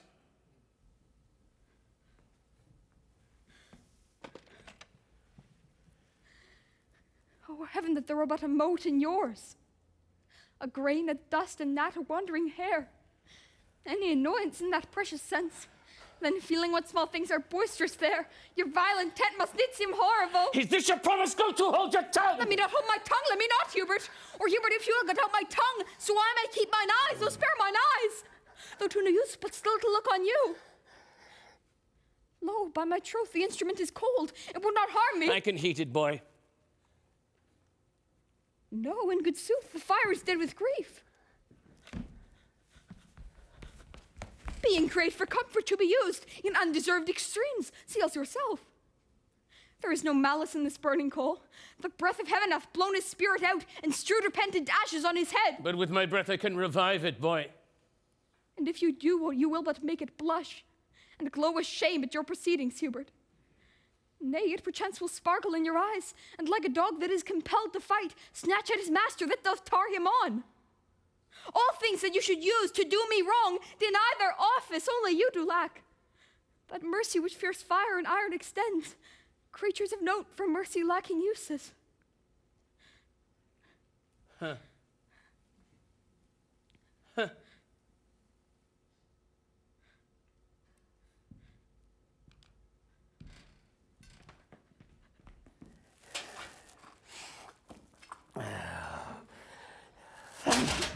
Will see to live, I will not touch thine eye. For all the treasure that thy uncle owes. Oh, now you look like Hubert all this while. You were disguised. Peace no more, adieu.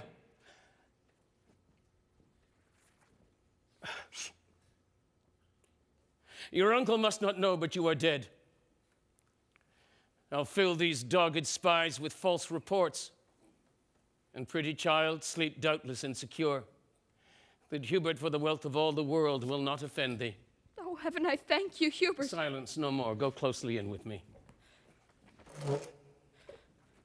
Much danger do I undergo for thee.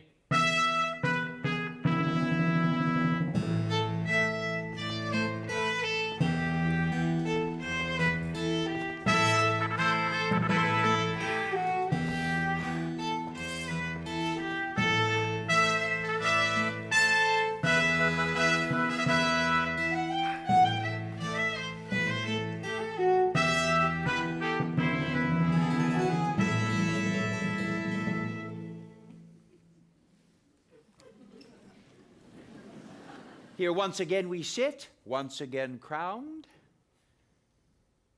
and looked upon, I hope, with cheerful eyes. This once again, but that your highness pleased, was once superfluous. You were crowned before. And that high royalty was ne'er plucked off. Face of men ne'er stained with revolt. Fresh expectation troubled not the land with any longed for change or better state. Therefore, to be possessed with double pomp, to guard a title that was rich before, to gild refined gold, to paint the lily, is wasteful and ridiculous excess. When workmen strive to do better than well, they do confound their skill in covetousness. And oftentimes, excusing of a fault doth make the fault the worse by the excuse. As patches set upon a little breach discredit more in hiding of the fault than did the fault before it was so patched. To this effect, before you were new crowned, we breathed our counsel, but it pleased your highness to overbear us, and we are all well pleased, since all and every part of what we would doth make us stand at what your highness will.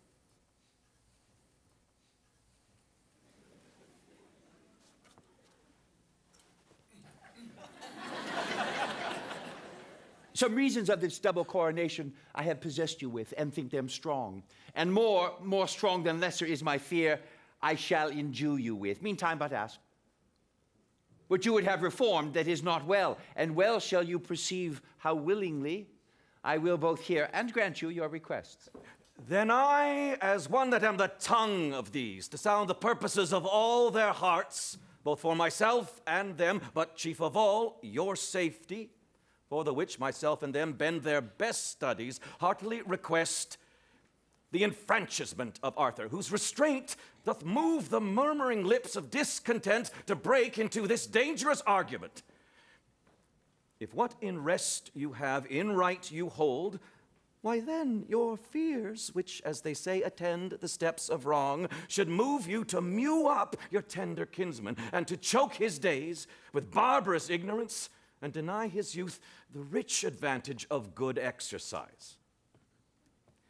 That the time's enemies may not have this to grace occasions, let it be our suit that you have bid us ask his liberty.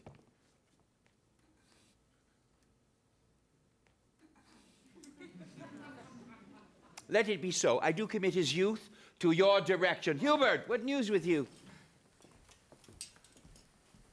This is the man should do the bloody deed. He showed his warrant to a friend of mine. And I do fearfully believe 'tis done what we so feared he had a charge to do. The color of the king doth come and go, between his purpose and his conscience.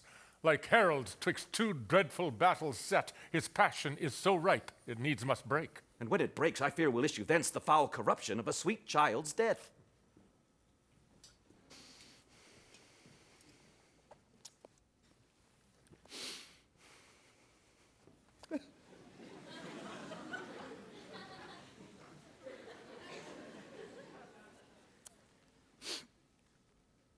We cannot hold mortality's strong hand. Good lords, although my will to give is living, the suit which you demand is gone and dead. He tells us Arthur is deceased tonight. Indeed, we feared his sickness was past cure. Indeed, we heard how near his death he was before the child himself felt he was sick. This must be answered, either here or hence. Why do you bend such solemn brows on me? Think you I bear the shears of destiny? Have I commandment on the pulse of life? It is apparent foul play, and 'tis shame that greatness should so grossly offer it. So thrive it in your game, and so farewell. Stay yet, Lord Salisbury, I'll go with thee, and find the inheritance of this poor child, his little kingdom of a forced grave. That blood which owned the breadth of all this isle, 3 foot of it doth hold. Bad world the while. This must not be thus born. This will break out to all our sorrows, and ere long, I doubt.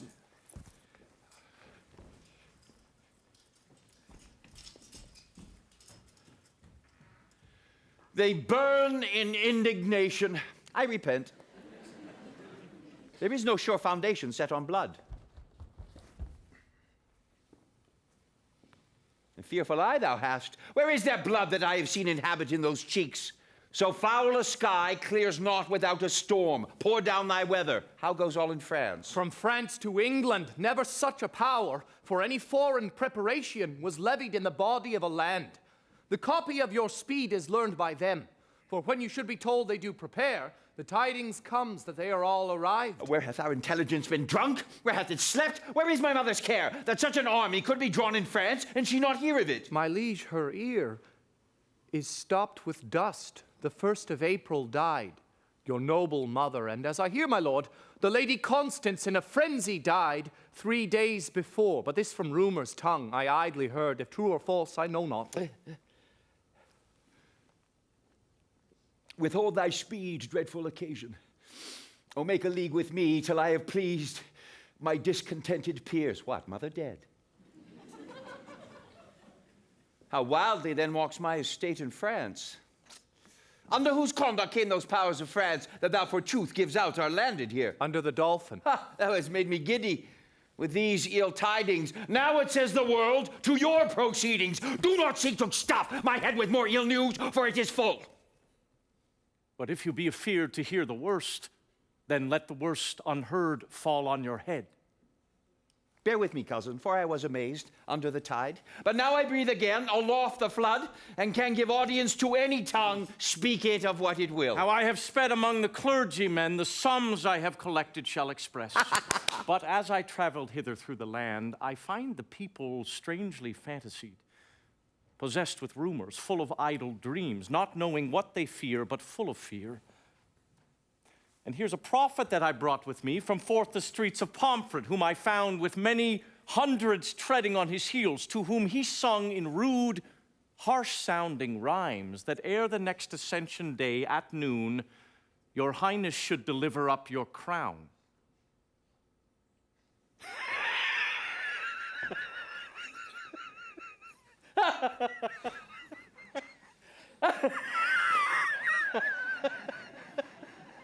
Oh.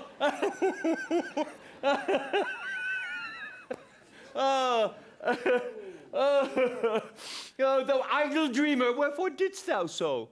For knowing that the truth will fall out so.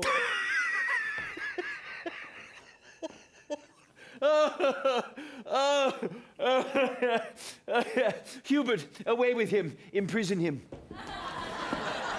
And on that day at noon, whereon he says, I shall yield up my crown, let him be hanged. Deliver him to safety and return, for I must use thee. Oh, my gentle cousin, hearest thou the news abroad, who are arrived? French, my liege, men's mouths are full of it. Besides, I met Lord Bigot and Lord Salisbury with eyes as red as new enkindled fire, and others more, going to seek the grave of Arthur, whom they say is killed tonight on your suggestion. Gentle kinsman, go and thrust thyself into their companies. I have a way to win their loves again. Bring them before me. I will seek them out. Nay, but make haste, the better foot before. Oh, let me have no subject enemies. When adverse foreigners affright my town with dreadful pomp of stout invasion, be Mercury, set feather to thy heels, and fly, like thought, from them to me again. The spirit of the time shall teach me speed. Spoke like a spiteful, noble, gentle man. Go after him, for he perhaps shall need some messenger betwixt me and the peers, and be thou he. With all my heart, my liege.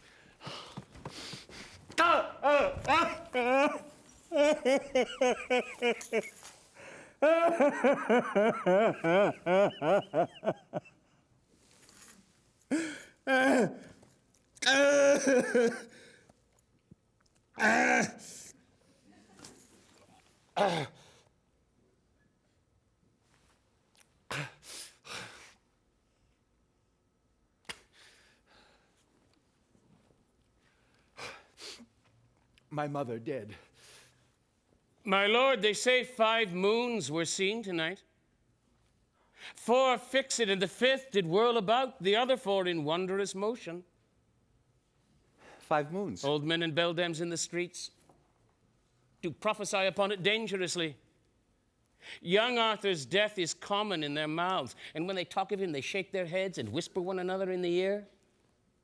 I saw a smith stand with his hammer thus, the whilst his iron did on the anvil cool, with open mouth swallowing a tailor's news, who with his shears and measure in his hand told of a many thousand warlike French that were embattled and ranked in Kent. Another lean, unwashed artificer cuts off his tail and talks of Arthur's death. Why seekst thou to possess me with these fears? Why urgest thou so oft young Arthur's death? Thy hand hath murdered him. I had a mighty cause to wish him dead, but thou hadst none to kill him. No had, my lord. Why did you not provoke me? It is the curse of kings to be attended by slaves who take their humors for a warrant to break within the bloody house of life. And on the winking of authority to understand a law, to know the meaning of dangerous majesty, when perchance it frowns more upon humor than advised respect. Here is your hand and seal for what I did.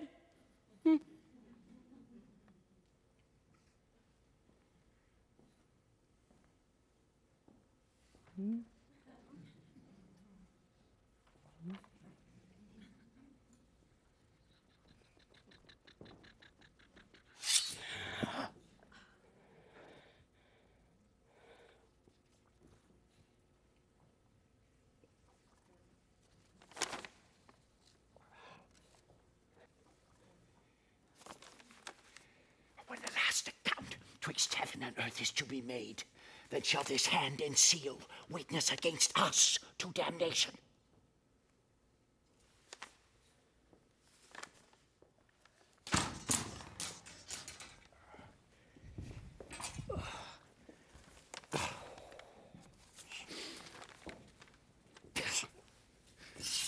How oft the sight of means to do ill deeds makes deeds ill done. Hast not thou been by? A fellow by the hand of nature marked, quoted and signed to do a deed of shame. This murder had not come into my mind. But taking note of thy abhorred aspect, finding thee fit for bloody villainy, apt liable to be employed in danger, I faintly broke with thee of Arthur's death. And thou, to be endeared to a king, made it no conscience to destroy a prince. My lord. Hadst thou but turned thy head, or made a pause when I spake darkly what I purposed, or turned an eye of doubt upon my face, as bid me tell my tales in express words, deep shame had struck me dumb, made me break off, and those thy fears might have wrought fears in me. But thou didst understand me by my signs, and didst in signs again parley with sin, yea, without stop did let thy heart consent, and consequently thy rude hand to act the deed which both our tongues held vile to name. Out of my sight, never see me more! Our nobles leave me, and my state is braved, even at my gates with ranks of foreign powers. Yea, in the body of this fleshly land, this kingdom, this confine of blood and breath, hostility and civil tumult reigns between my conscience and my cousin's death.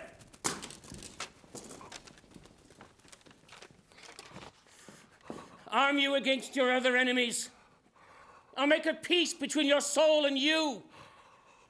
Young Arthur is alive. This hand of mine is yet a maiden and an innocent hand, not painted with the crimson spots of blood.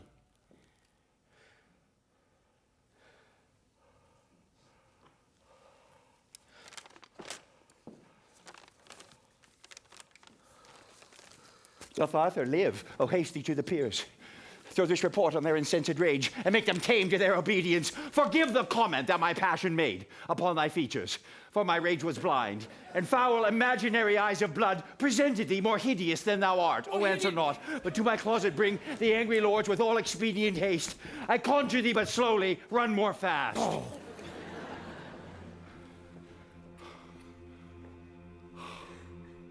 The wall is high, and yet will I leap down. Good ground, be pitiful and hurt me not. There's few or none do know me. If they did, the ship boy semblance hath disguised me quite. I am afraid, yet I'll venture it. If I get down and do not break my limbs, I'll find 1,000 shifts to get away. As good to die and go as die and stay.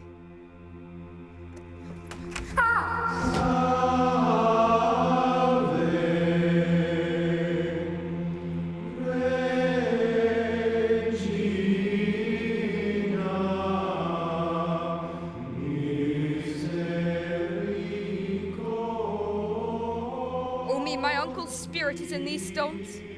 Heaven take my soul, and England keep my bones. Lords, I will meet him at St. Edmundsbury.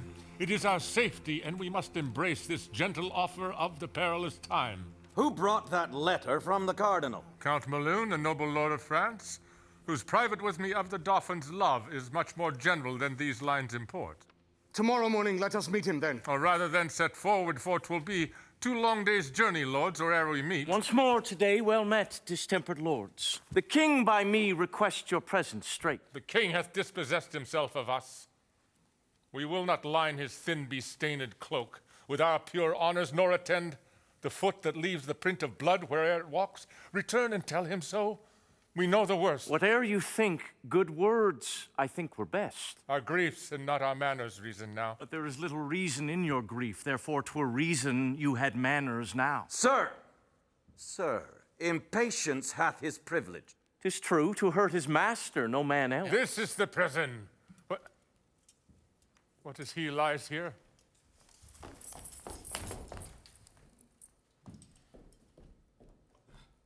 Oh, death made proud with pure and princely beauty.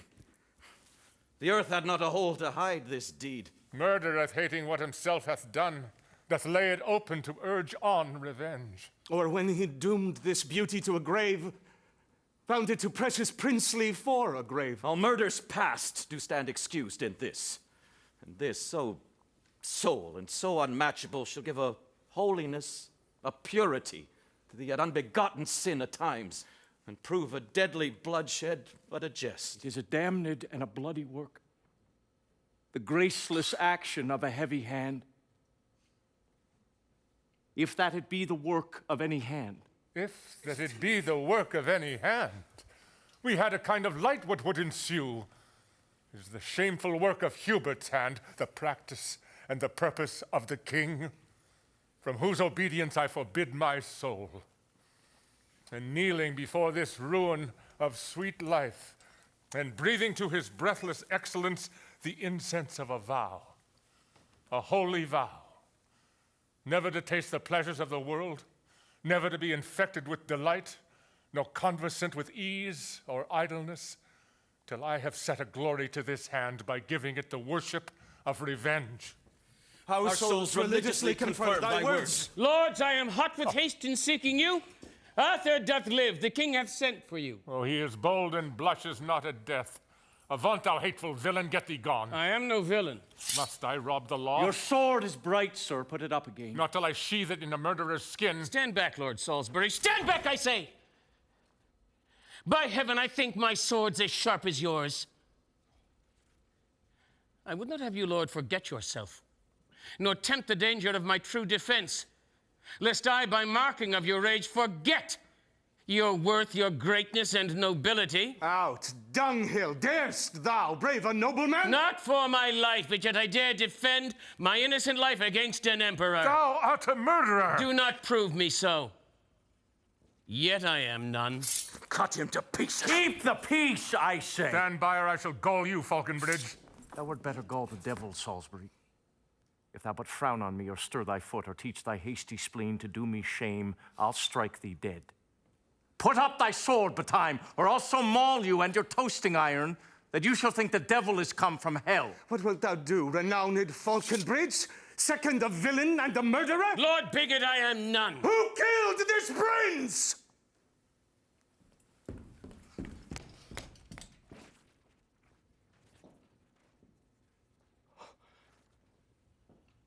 "'Tis not an hour since I left him well.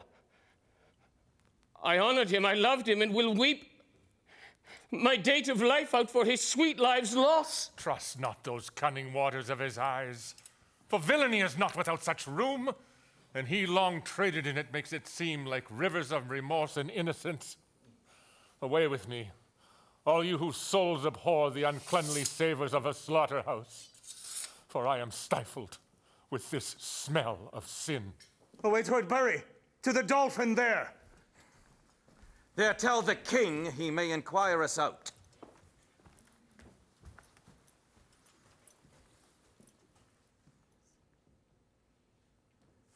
Here's a good world knew you of this fair work.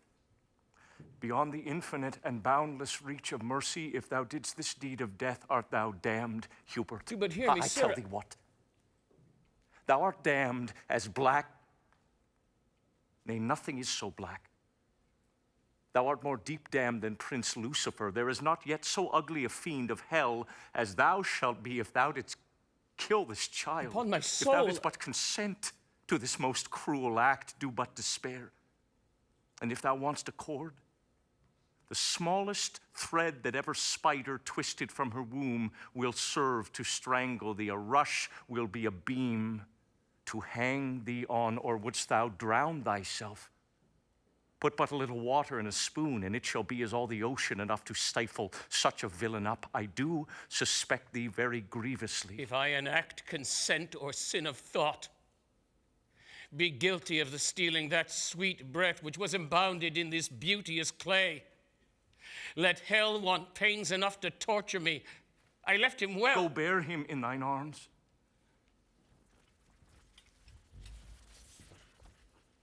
I am amazed, methinks, and lose my way among the thorns and dangers of this world.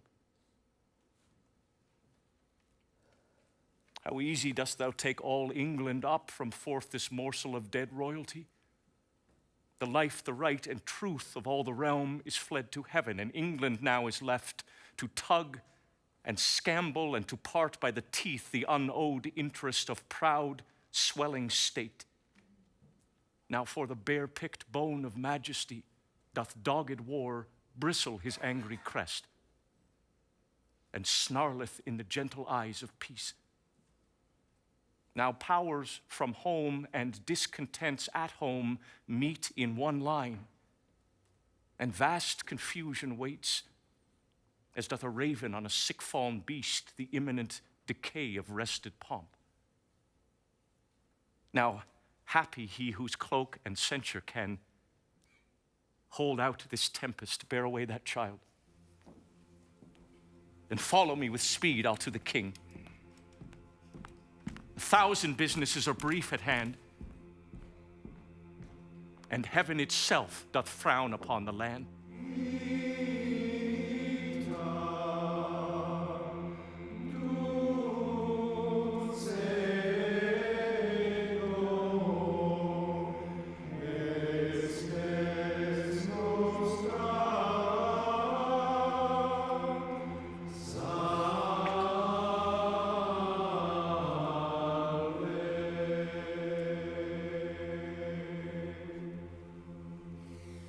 Thus have I yielded up into your hand the circle of my glory. Take again from this my hand, as holding of the Pope, your sovereign greatness and authority.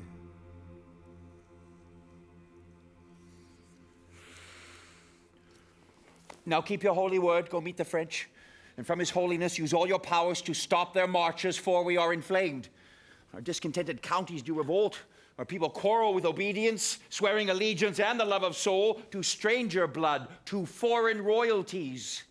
Then pause not, for the present time so sick that present medicine must be ministered, or overthrow incurable ensues. It was my breath that blew this tempest up upon your stubborn usage of the Pope.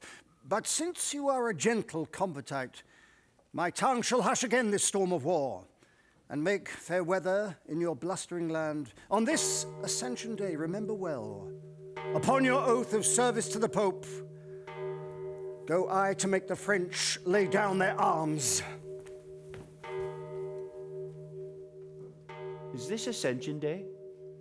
Did not the prophet say that before Ascension Day at noon, my crown I should give off? Even so I have. I did suppose it should be on constraint, but heaven be thanked, it is but voluntary.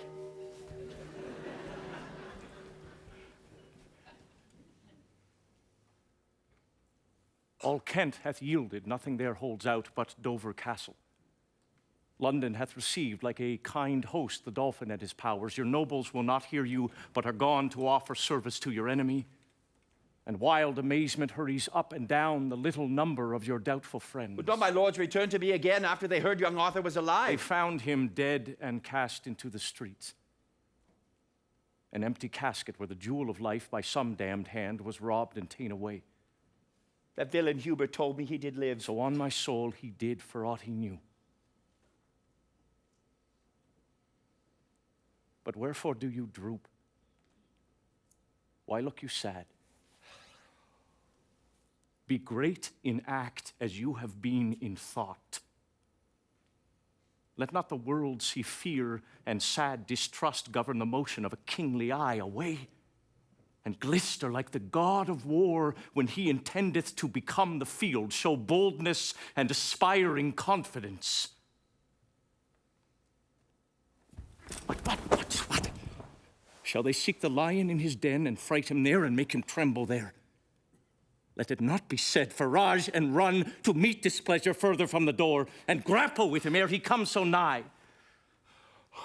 The legate of the Pope hath been with me, and I have made a happy peace with him, and he hath promised to dismiss the powers led by the Dauphin. Oh, in glorious league! Shall we upon the footing of our land send fair play orders and make compromise? Insinuation, parley, and base truce to arms invasive, shall a beardless boy, a cockered silken wanton, brave our fields, and flesh his spirit in a warlike soil, mocking the air with colors idly spread, and find no check? Let us, my liege, to arms.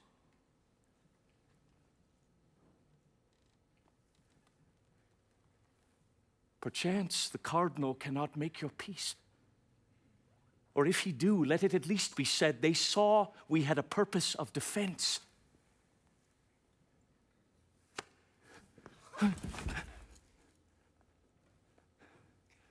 Have thou the ordering of this present time? Away then with good courage. Yet I know our party may well meet a prouder foe. My Lord Melun, let this be copied out and keep it safe for our remembrance. Return the precedent to these lords again, that having our fair order written down, both they and we, perusing o'er these notes, may know wherefore we took the sacrament, and keep our faiths firm and inviolable. Upon our sides it never shall be broken. The noble Dauphin, albeit we swear a voluntary zeal and an unurged faith to your proceedings, yet believe me, Prince, I am not glad that such a sore of time should seek a plaster by contemned revolt, and heal the inveterate canker of one wound by making many. Oh, it grieves my soul that I must draw this nettle from my side to be a widow maker. Oh, and there, where honorable rescue and defense cries out upon the name of Salisbury. But such is the infection of the time, that for the health and physic of our right we cannot help but choose the very hand of stern injustice and confused wrong. But is it not pity, O my grieved friends, that we, the sons and children of this isle, were born to see so sad an hour as this, wherein we step after a stranger march upon her gentle bosom and fill up? But her enemy's ranks? I must withdraw and weep. A noble temper dost thou show in this, and great affections wrestling in thy bosom doth make an earthquake of nobility. Lift up thy brow, renown its Salisbury, and with a great heart heave away this storm. Come, come, for thou shalt thrust thy hand as deep into the purse of rich prosperity as Lewis himself. So nobles shall you all, that knit your sinews to the strength of mine. And even there, methinks an angel spake. Look where the holy legate comes apace, to give us warrant from the hand of heaven, and on our actions set the name of right with holy breath. Hail, noble Prince of France. The next is this. King John hath reconciled himself to Rome. His spirit is come in that so stood out against the holy church, the great metropolis and see of Rome. Therefore, thy threatening colours now wind up, and tame the savage spirit of wild war, that like a lion fostered up at hand, it may lie gently at the foot of peace, and be no further harmful than in show. Your grace shall pardon me, I will not back. I am too high-born to be propertied, to be a secondary at control or useful serving man and instrument to any sovereign state throughout the world. Your breath first kindled the dead coal of wars between this chastised kingdom and myself, and brought in matter that should feed this fire. And now 'tis far too huge to be blown out with that same weak wind which enkindled it. You taught me how to know the face of right, acquainted me with interest to this land, yea, thrust this enterprise into my heart. And come ye now to tell me John hath made his peace with Rome? What is that peace to me? I, by the honor of my marriage bed, after young Arthur, claim this land for mine. And now it is half conquered. Must I back? Because that John hath made his peace with Rome? Am I Rome's slave? What penny hath Rome borne?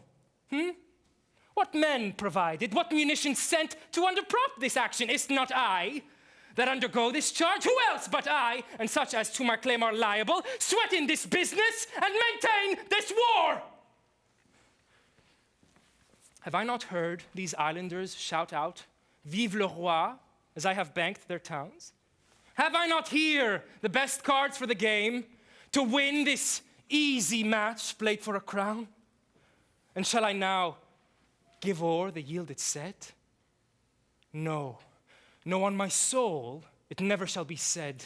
You look but on the outside of this work. Outside or inside, I will not return, till my attempt so much be glorified, as to my ample hope was promised, before I drew this gallant head of war, and called these fiery spirits from the world to outlook conquest and to win renown, even in the jaws of danger and of death. Lusty trumpet, thus doth summon us. According to the fair play of the world, let me have audience. I am sent to speak. My holy lord of Milan, from the king I come to learn how you have dealt for him, and as you answer, I do know the scope and warrant limited unto my tongue. The dolphin is too willful opposite, and will not temporize with my entreaties. He flatly says he'll not lay down his arms. By all the blood that ever fury breathed, the youth says well. Now hear our English king, for thus his royalty doth speak in me. He is prepared, and reason too he should, this apish and unmannerly approach, this unhaired sauciness and boyish troops, the king doth smile at, and is well prepared to whip this dwarfish war, this pygmy arms from out the circle of his territories. That hand which had the strength even at your door to cudgel you and make you take the hatch, to dive like buckets in concealed wells, to hug with swine, to seek sweet safety out in vaults and prisons, and to thrill and shake even at the crying of your nation's crow, thinking his voice an armed Englishman, shall that victorious hand be feebled here, that in your chambers gave you chastisement? No. No, the gallant monarch is in arms, and like an eagle o'er his airy towers, to souse annoyance that comes near his nest. And you, degenerate, you ingrate revolts, you bloody Neros, ripping up the womb of your dear mother England, blush for shame. For your own ladies and pale-visaged maids, like Amazons, come tripping after drums, their thimbles into armed gauntlets change, their needles to lances, and their gentle hearts to fierce and bloody inclination. There end thy brave, and turn thy face in peace. We grant thou canst outscold us. Fare thee well.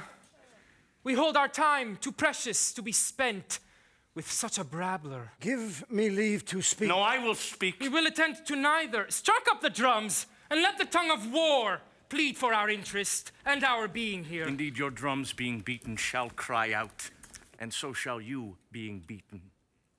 Do but start an echo with the clamor of thy drums, and even at hand a drum is ready braced that shall reverberate all, as loud as thine. Sound but another, and another shall, as loud as thine, rattle the welkin's ear, and mock the deep-mouthed thunder. For at hand is warlike John, and in his forehead sits a bare-ribbed death, whose office is this day to feast upon whole thousands of the French. Strike up our drums to find this danger out. And thou shalt find it, Dolphin, do not doubt.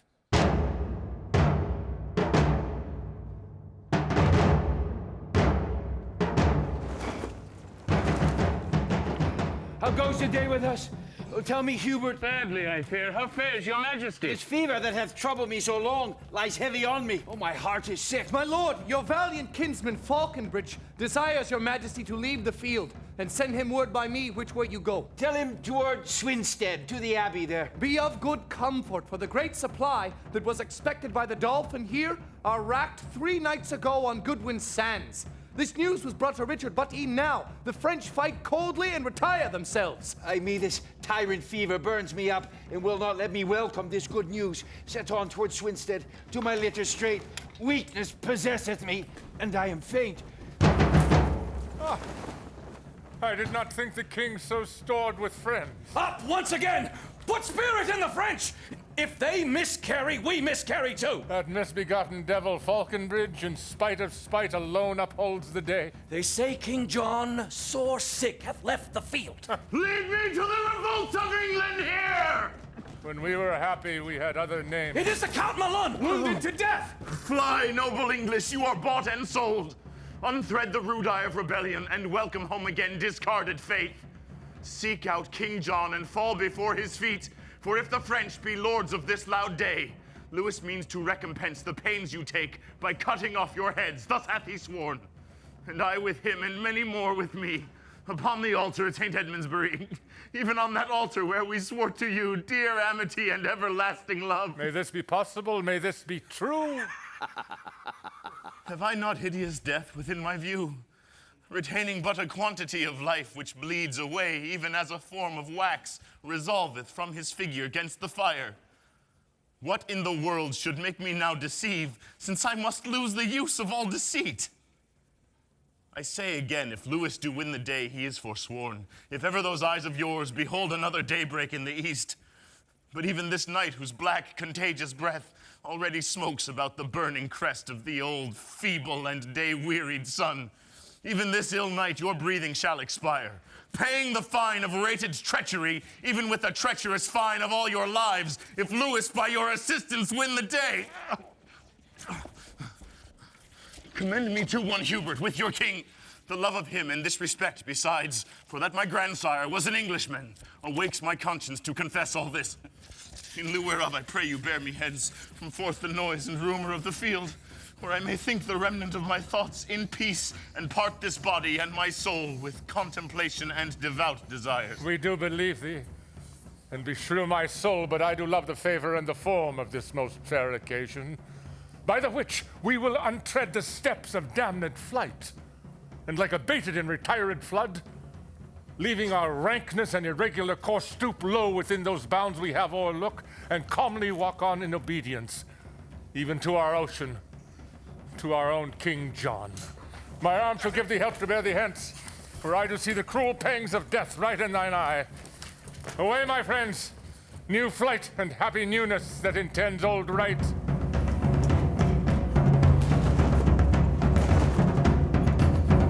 The Son of Heaven, methought was loath to set, but stayed and made the Western welkin blush. When English measure backward their own ground, in faint retire, oh, bravely came we off, when with a volley of our needless shot, after such bloody toil, we bid good night, and wound our tottering colours clearly up. Last in the field, and almost lords of it. Where is my prince, the Dauphin? Here! What news? The Count Maloon is slain. The English lords, by his persuasion, are again fallen off, and your supply, which you have wished so long, are cast away and sunk on Goodwin sands. Oh. Foul, shrewd news, beshrew thy very heart. I did not think to be so sad tonight, as this hath made me. Who was he that said, King John did fly an hour or two before, the stumbling night did part our weary powers? Whoever spoke it, it is true, my lord. Well, keep good quarter and good care tonight. The day shall not be up so soon as I, to try the fair adventure of tomorrow.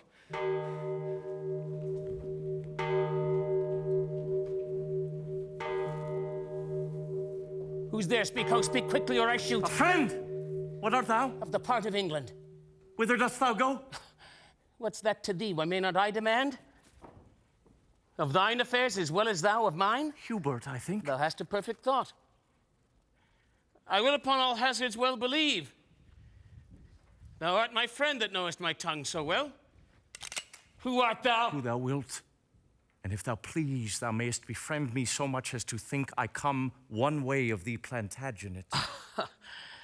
Unkind remembrance, thou and endless night have done me shame. Brave soldier, pardon me. Come, sans compliment. What news abroad? Why, here walk I in the black brow of night to find you out. Brief then, and what's the news? Oh, my sweet sir, news fitting to the night.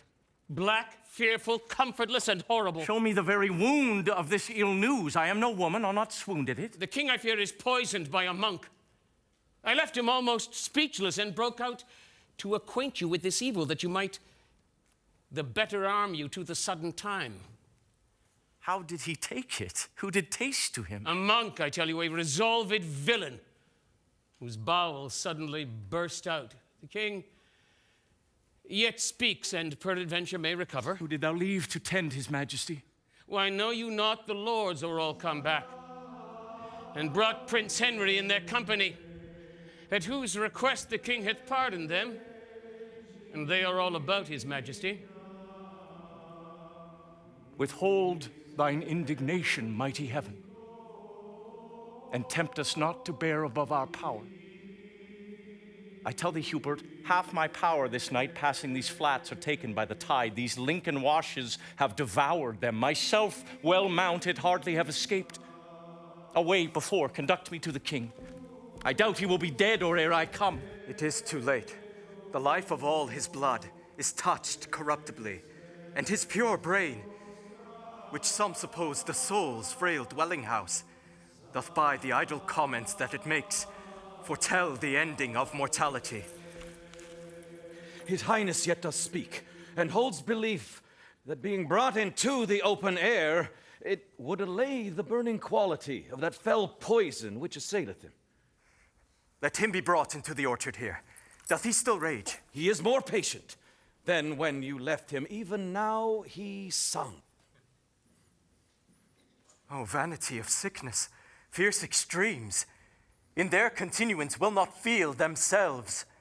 Death, having preyed upon the outward parts, leaves them invisible, and his siege is now against the mind, the which he pricks and wounds with many legions of strange fantasies, which in their throng and pressed to that last hold, confound themselves. 'Tis strange that death should sing. I am the signet to this pale faint swan, who chants a doleful hymn to his own death, and from the organ pipe of frailty sings his soul and body to their lasting rest. Be of good comfort, Prince, for you are born to set a form upon that indigest which he hath left so shapeless and so rude.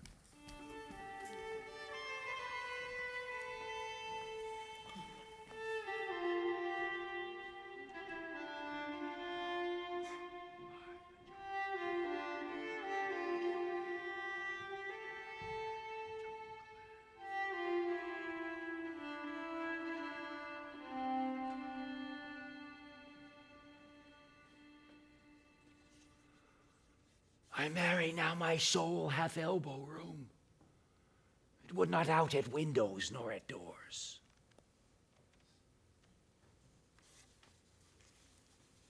There is so hot a summer in my bosom that all my bowels crumble up to dust. I am a scribbled form drawn with a pen upon a parchment, and against this fire do I shrink up. How fares your majesty? Poisoned, ill fare, dead, forsook, cast off.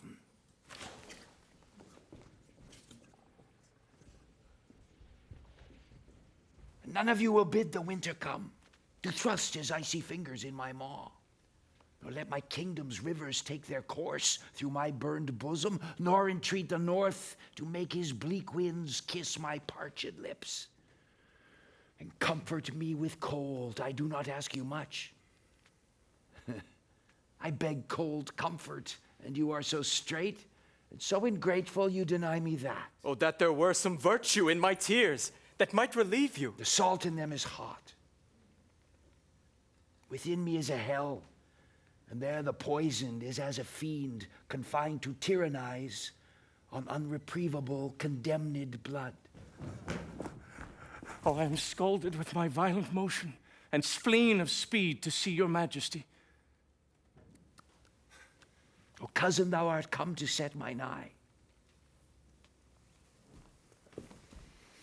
The tackle of my heart is cracked and burned, and all the shrouds wherewith my life should sail are turned to one thread, one little hair.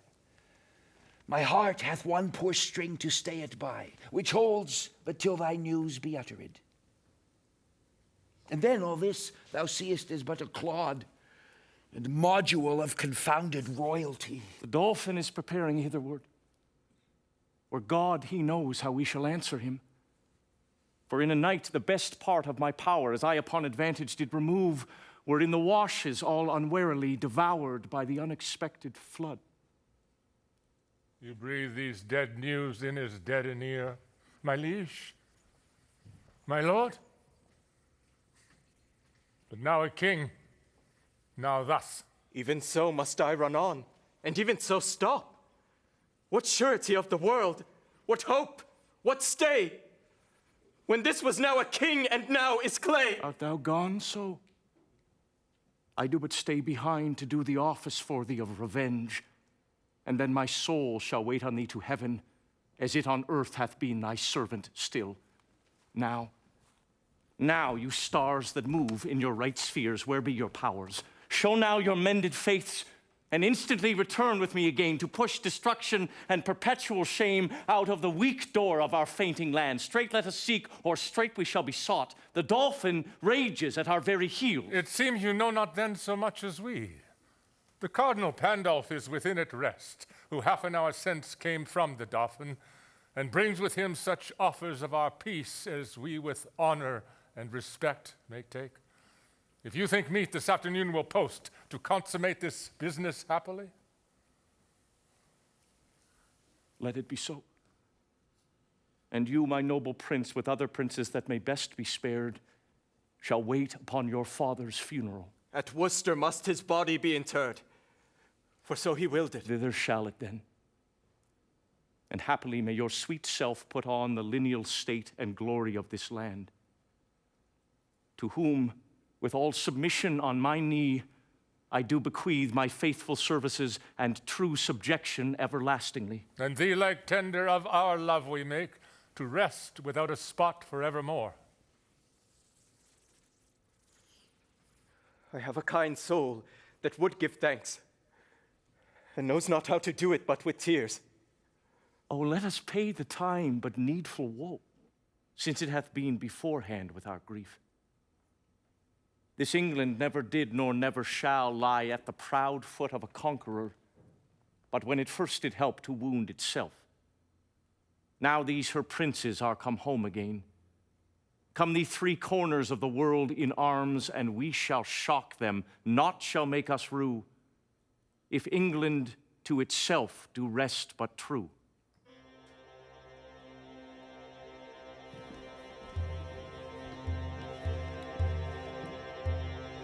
Salvano stella maris et regina celorum.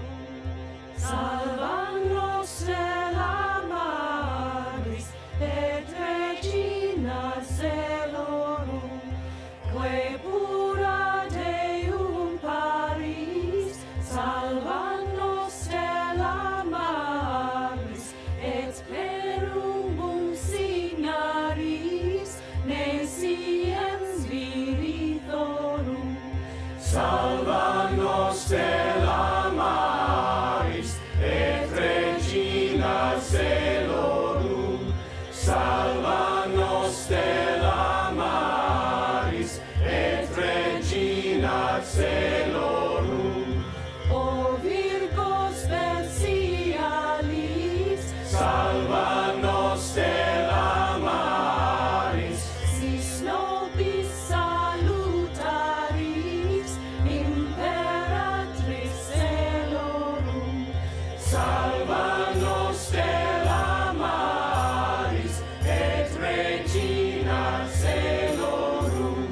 Salva nos stella maris et regina celorum.